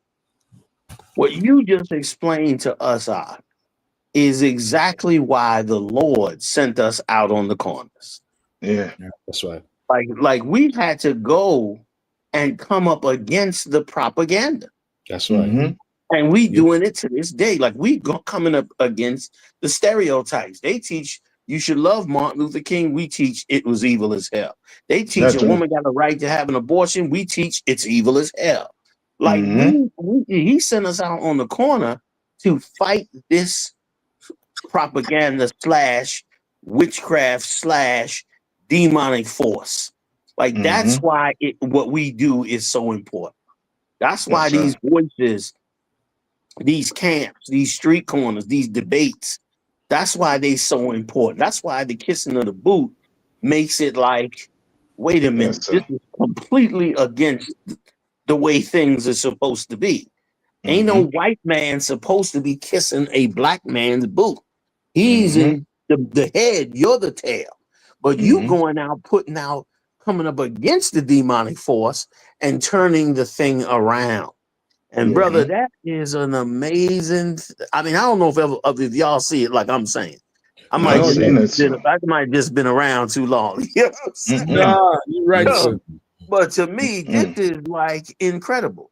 It's incredible to examine the fact that the propaganda is in essence a witchcraft force that's been pushed on us so hard and so long, and to realize why the Lord, which we already knew because it's in the scriptures, but to really put it together in that they, like you said, they've been recycling this witchcraft and adjusting it for the times. And now we see why the Lord had us to press this truth and to never come off of it, because it is in essence what comes up against that force.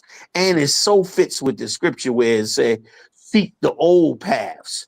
You shall hear a voice Answer. behind thee to follow. Like, in other words, we had to go back. We had to come out of this world and go into the world of the Bible and then tell this world, your world is fucked up. Your world should be like this. And so we're talking about a world they don't know anything about, even though they in church with the Bible. They don't nothing about this world that's in these scriptures, because they've been hearing about this demonic world from Esau and his propaganda for 250 years. And here you are, like that's like what you brought out is more proof that these are the prophets of God. That's That's right. right, sir. That this is the return of the prophets to say something that is totally different than what the world believes.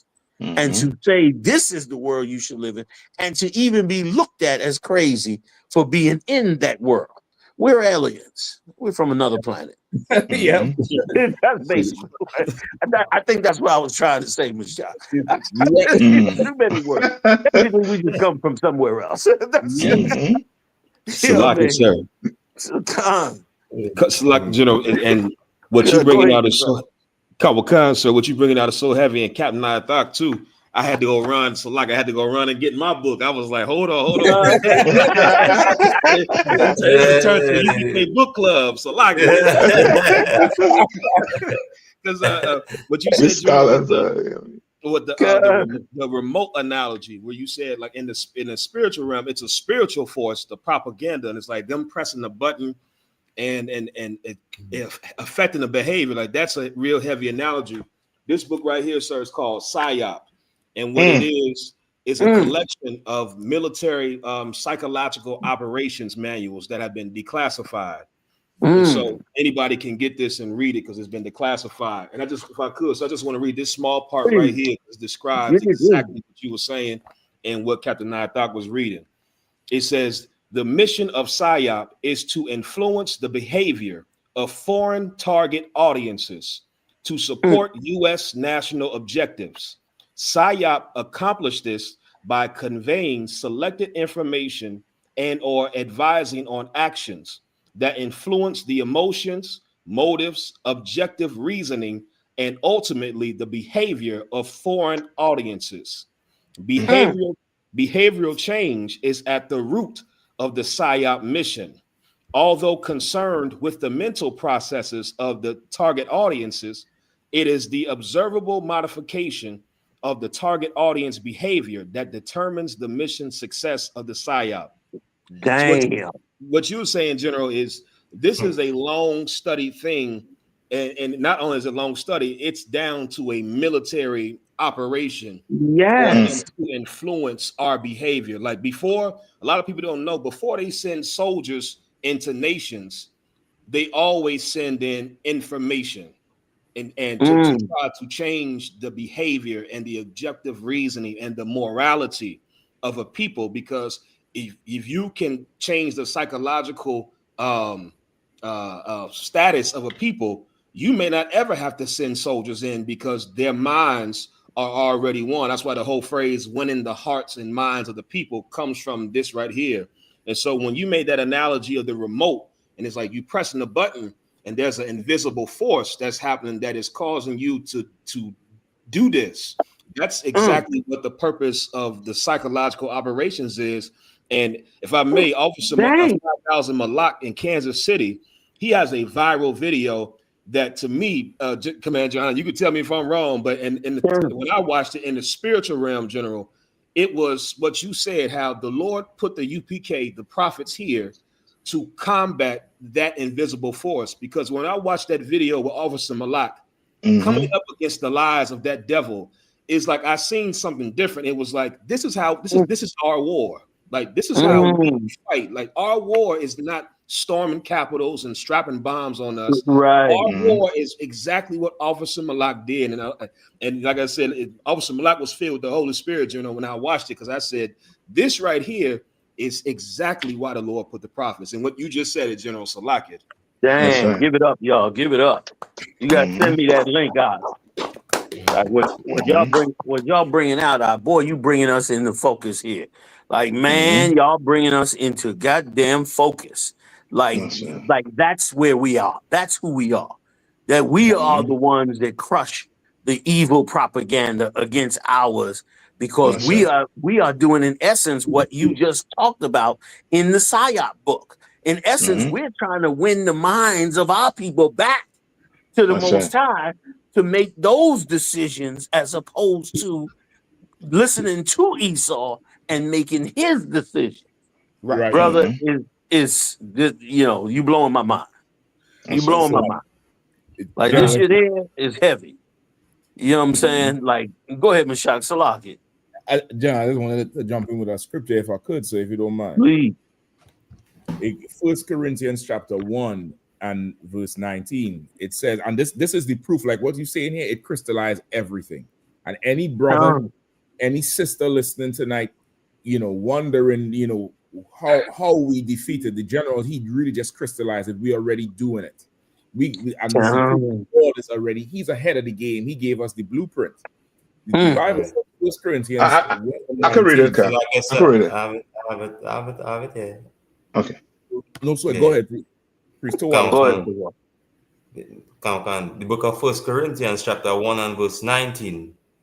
For it is written, I will destroy the wisdom of the wise and will bring to nothing the understanding of the prudent. And that's what we just read about. Like, they don't put crafty counsel on us and did things to us from since the 1700s. Now, you imagine you have a people with chains, beating them, lynching, burning, and you still have to do something to destroy our minds. Like this devil here. And that's the most lasting thing. It's like we come back to the chains and stuff, but that thing was most lasting. Keep going. Where is the wise? Where is the scribe? Where is the disputer of this world? Have not the Most High made foolish the wisdom of this world? Charlie Cook, or you far right, extremely radical, trying to be suave with your racism and your white supremacy. That Charlie Cook type argument. All you black churches, who want to, on the flip side, blame us for everything. And be agents for them. For them. And make us feel shamed. And if they could have blamed us for the government shutdown, they would. Yeah. They would do it. The Lord is saying, where is the disputer? Who's going to step up and argue when the Lord made everything wise and the Lord made the foolish? And this is here is the kicker here, and this is exactly what you were saying, sir. Which is why what we doing is really breaking the mold. Right? Keep reading. For after that, the wisdom of God, the world by wisdom. Start it one more time. For after that, in the wisdom of God, the world by wisdom knew not God. All this AI and silicone chips and face scandals. They don't know God. You have the president in charge of the most powerful country in the face of the earth, and he on a list of child molesters. They don't know God with all the power. This Arab come up here, get $1 trillion, make Trump damn near wanted to twerk in the damn Oval Office. They don't know God. These people do not know God. He started turn over on the chair. $1 trillion? Yes. They don't know God with all their wisdom. Go ahead. Come. It pleased God by the foolishness of preaching by to what? save foolishness of preaching. By what? The foolishness of preaching. Go ahead. To save them that believe. And General, I remember when you all taught us this, and it's so simple. Like it's so simple. The Lord's plan. It's hard. It's so simple. It's difficult. And why the foolishness of preaching? Because it's preaching that destroyed us. That propaganda is somebody talking, somebody constantly telling you something, somebody constantly, like as you saying, it's attacking the Holy Spirit. It's attacking vibe in you to live and to grow and to do for self and to be concerned with your own people. What took us from that to now being concerned with the oppressor and not concerned about ourselves? That's right. Everybody doing something. So the only way to combat that is not AK-47s. It ain't Predator drones. It ain't nothing else. But brothers in one accord, a pulpit of wood and the Holy Spirit of the Lord to teach the foolishness of preaching, go and destroy all this shit right here. It's crystallized everything you just said, sir. It just made it get in the head. It's like that's the war. That's the real warfare. And I mean, all the camp speakings, everyone, even like how Kazak referenced Malak one. The brother did another interview, sir, where he interviewed this woman from Palestine, and he said to her, "The water for the link." Oh, I got it. He said to her, "Do you think, Counsel? He said to her, do you think your God will hate or love the people who murder in yours?" General, for about 30 seconds, the broad had a glitch. She couldn't even talk. What? Like she had a glitch. You could tell she was going back into her Islam and had to really question if this God of love really is going to love the Israelis. And then she came out of it. You had to see it. I mean, she glitched. You got to send me that link. I'm gonna find it. So and then she came out and she said, "Well, I think any God will not be happy with the people who doing this." But she couldn't come up with that answer right away. Black freed her from that bullshit religion she was in, and she's a heathen. Wow. I mean, the shit was so cold. He asked her because he asked about Gaza. She said, "Well, we talking about politics." He said, "This has nothing to do with politics. We talking about humanity, people dying."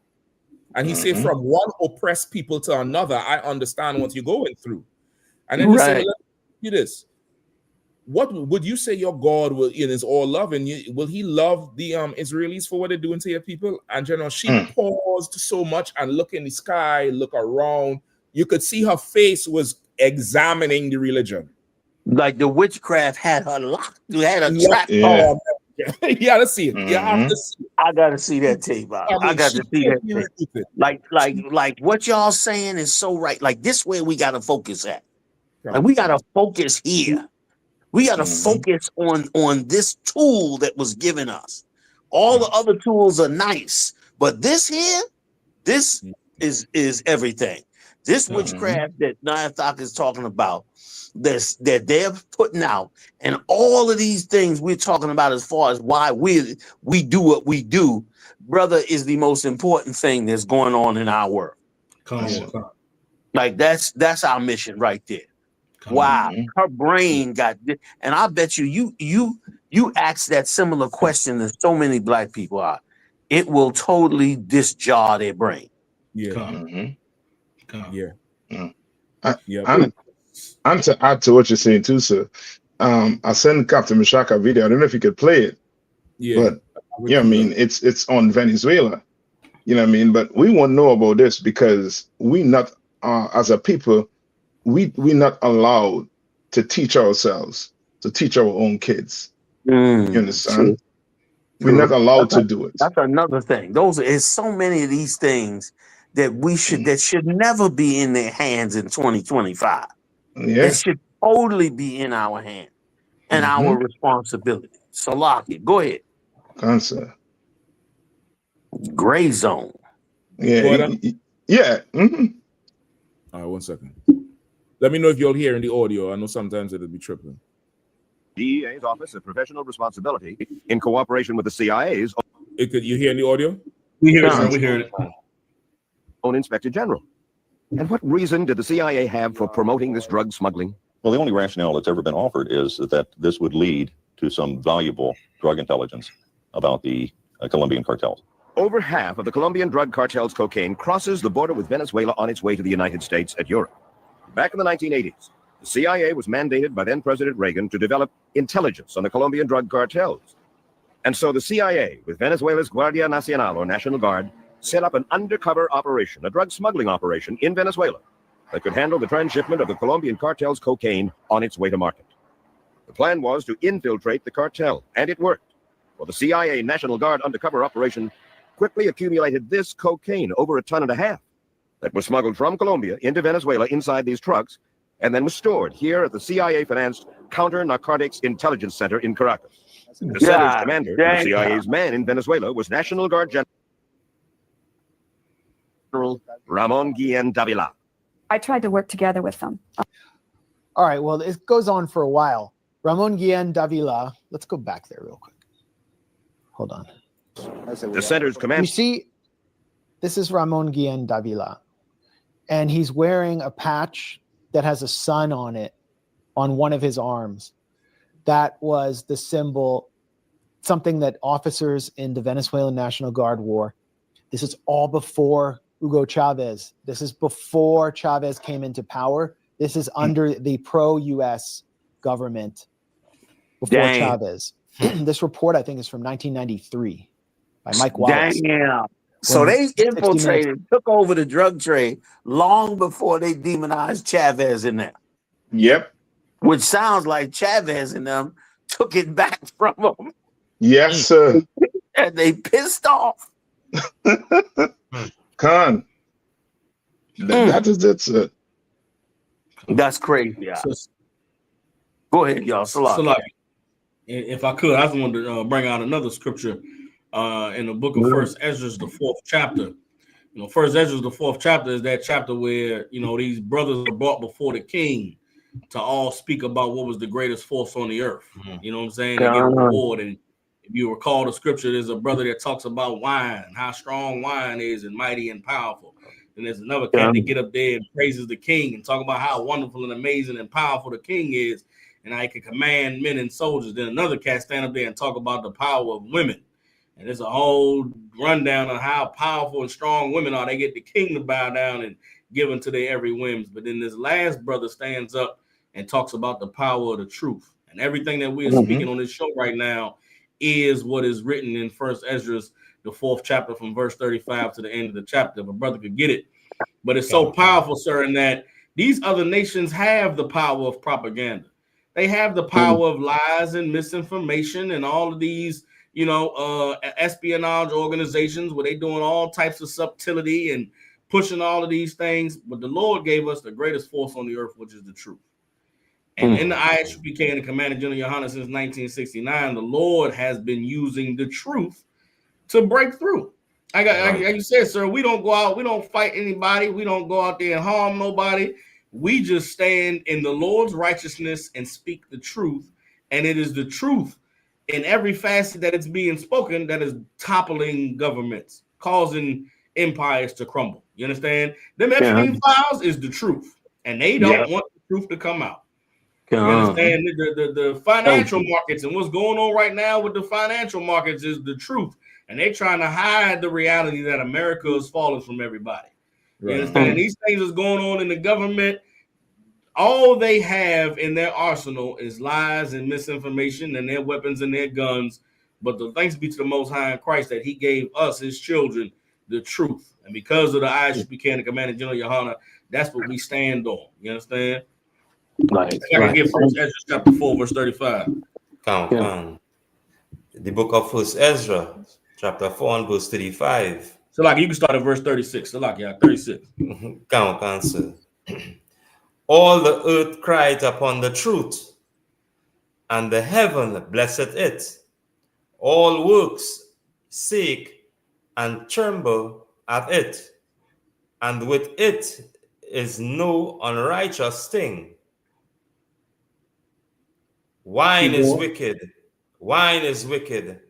The king is wicked. Women are wicked. All the children of men are wicked. And such are all their wicked works. And there is no truth in them. In their unrighteousness also they shall perish. As for the truth, it endureth and is always strong. It liveth and conquereth forevermore. So like with two her, more verses. With her, there is no accepting of persons or rewards, but she doeth the things that are just, and refraineth from all unjust and wicked things. And all men do well like of her works. Neither in her judgment is any unrighteousness. And she is strength, kingdom, power, and majesty of all ages. Blessed be the God of truth. One more verse, Allah. And with that, he held his peace, and all the people then shouted and said, Great is truth, and mighty above all things. So like the greatest truth and mighty above all things. You know what I'm saying? So these other nations, they can have their propaganda and have all of their weapons that they trying to form against us. But as long as we stand with the Most High and stand in the truth and stand in his righteousness, then we have the greatest weapon to combat any of the evils they try to bring against us. And we have the Lord on our side. So like, damn right. Damn right. Give it up.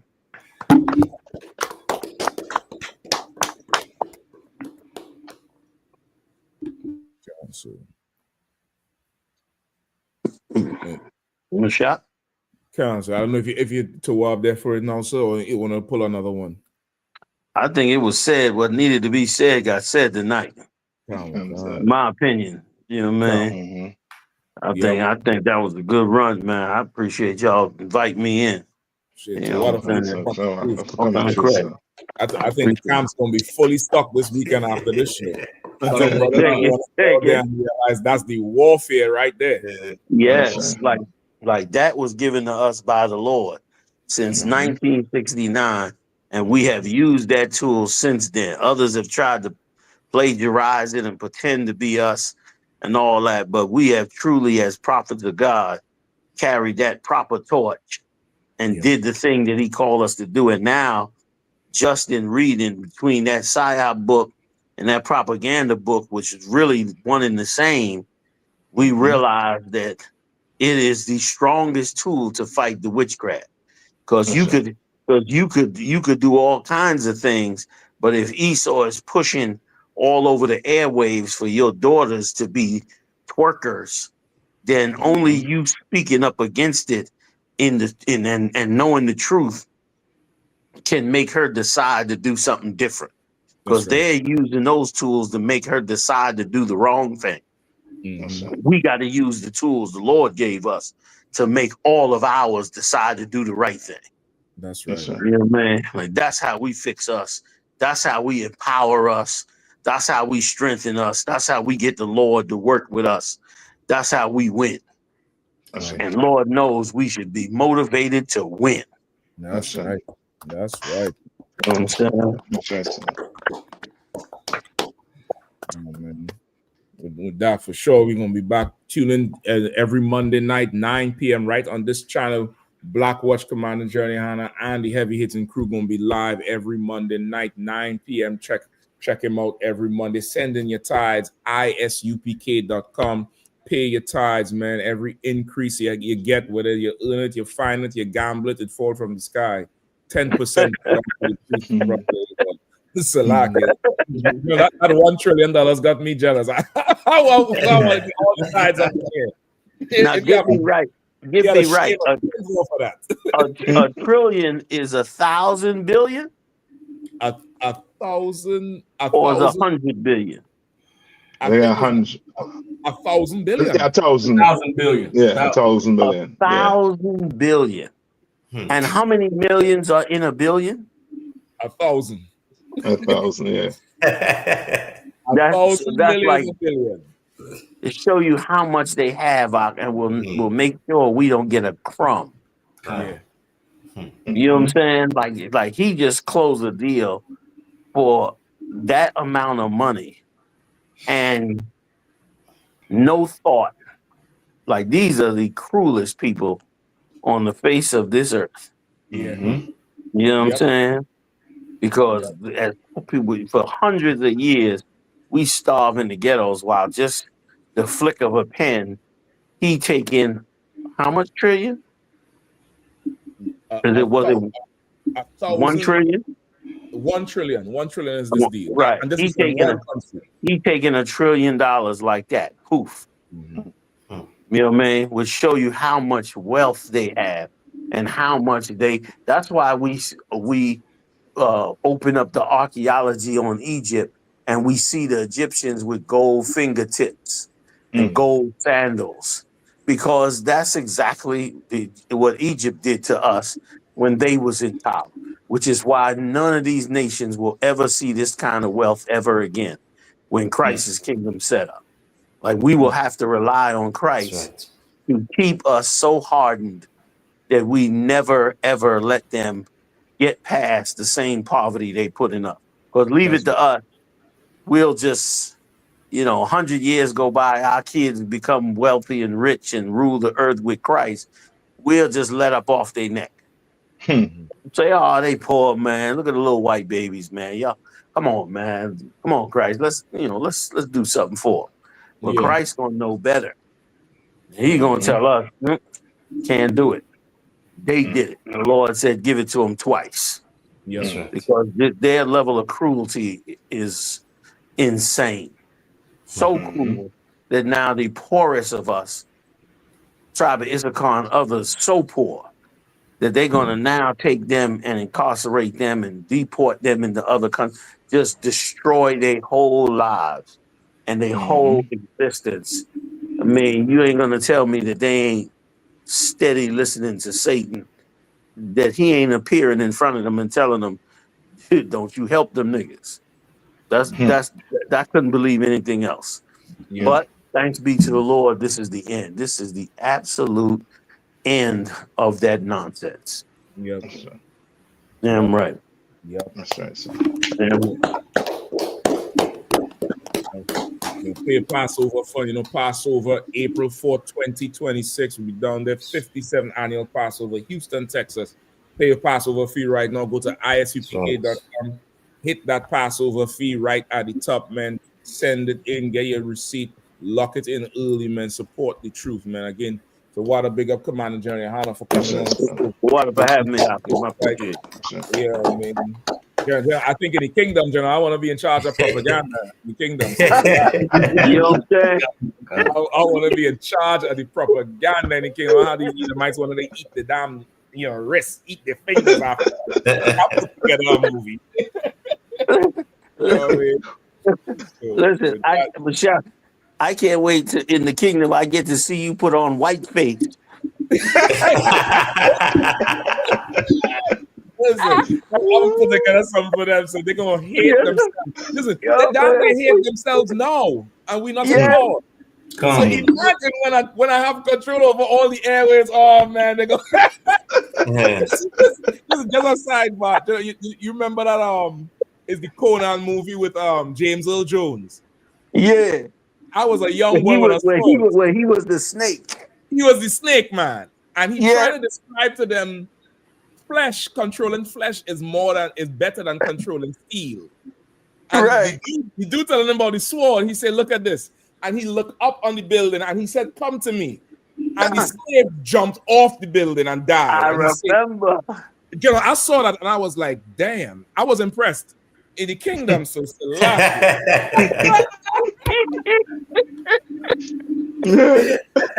I'm like, yes, I want to be in charge of propaganda because they had to get this thing back, man. They had to eat this.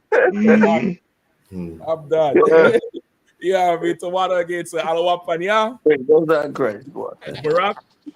Yeah, but what again, Akim? Shalom, Israel. It's that time again. The ISUPK, under commanding General Yahana, presents the Lord's 57th annual Passover. That's right, the Lord's 57th annual Passover, April 4th, 2026, in Houston, Texas. All Black, Hispanics, and Native Americans are commanded to observe the Lord's Passover. This will be the biggest Passover to date. You do not want to miss this. Fresh lamb, fresh wine, and bitter herbs as commanded by the Most High. Only $200 per person, ages 17 and up. The biggest event of the year. There is only one Passover, and it's under commanding General Yahana. See you there, Israel. Shalom.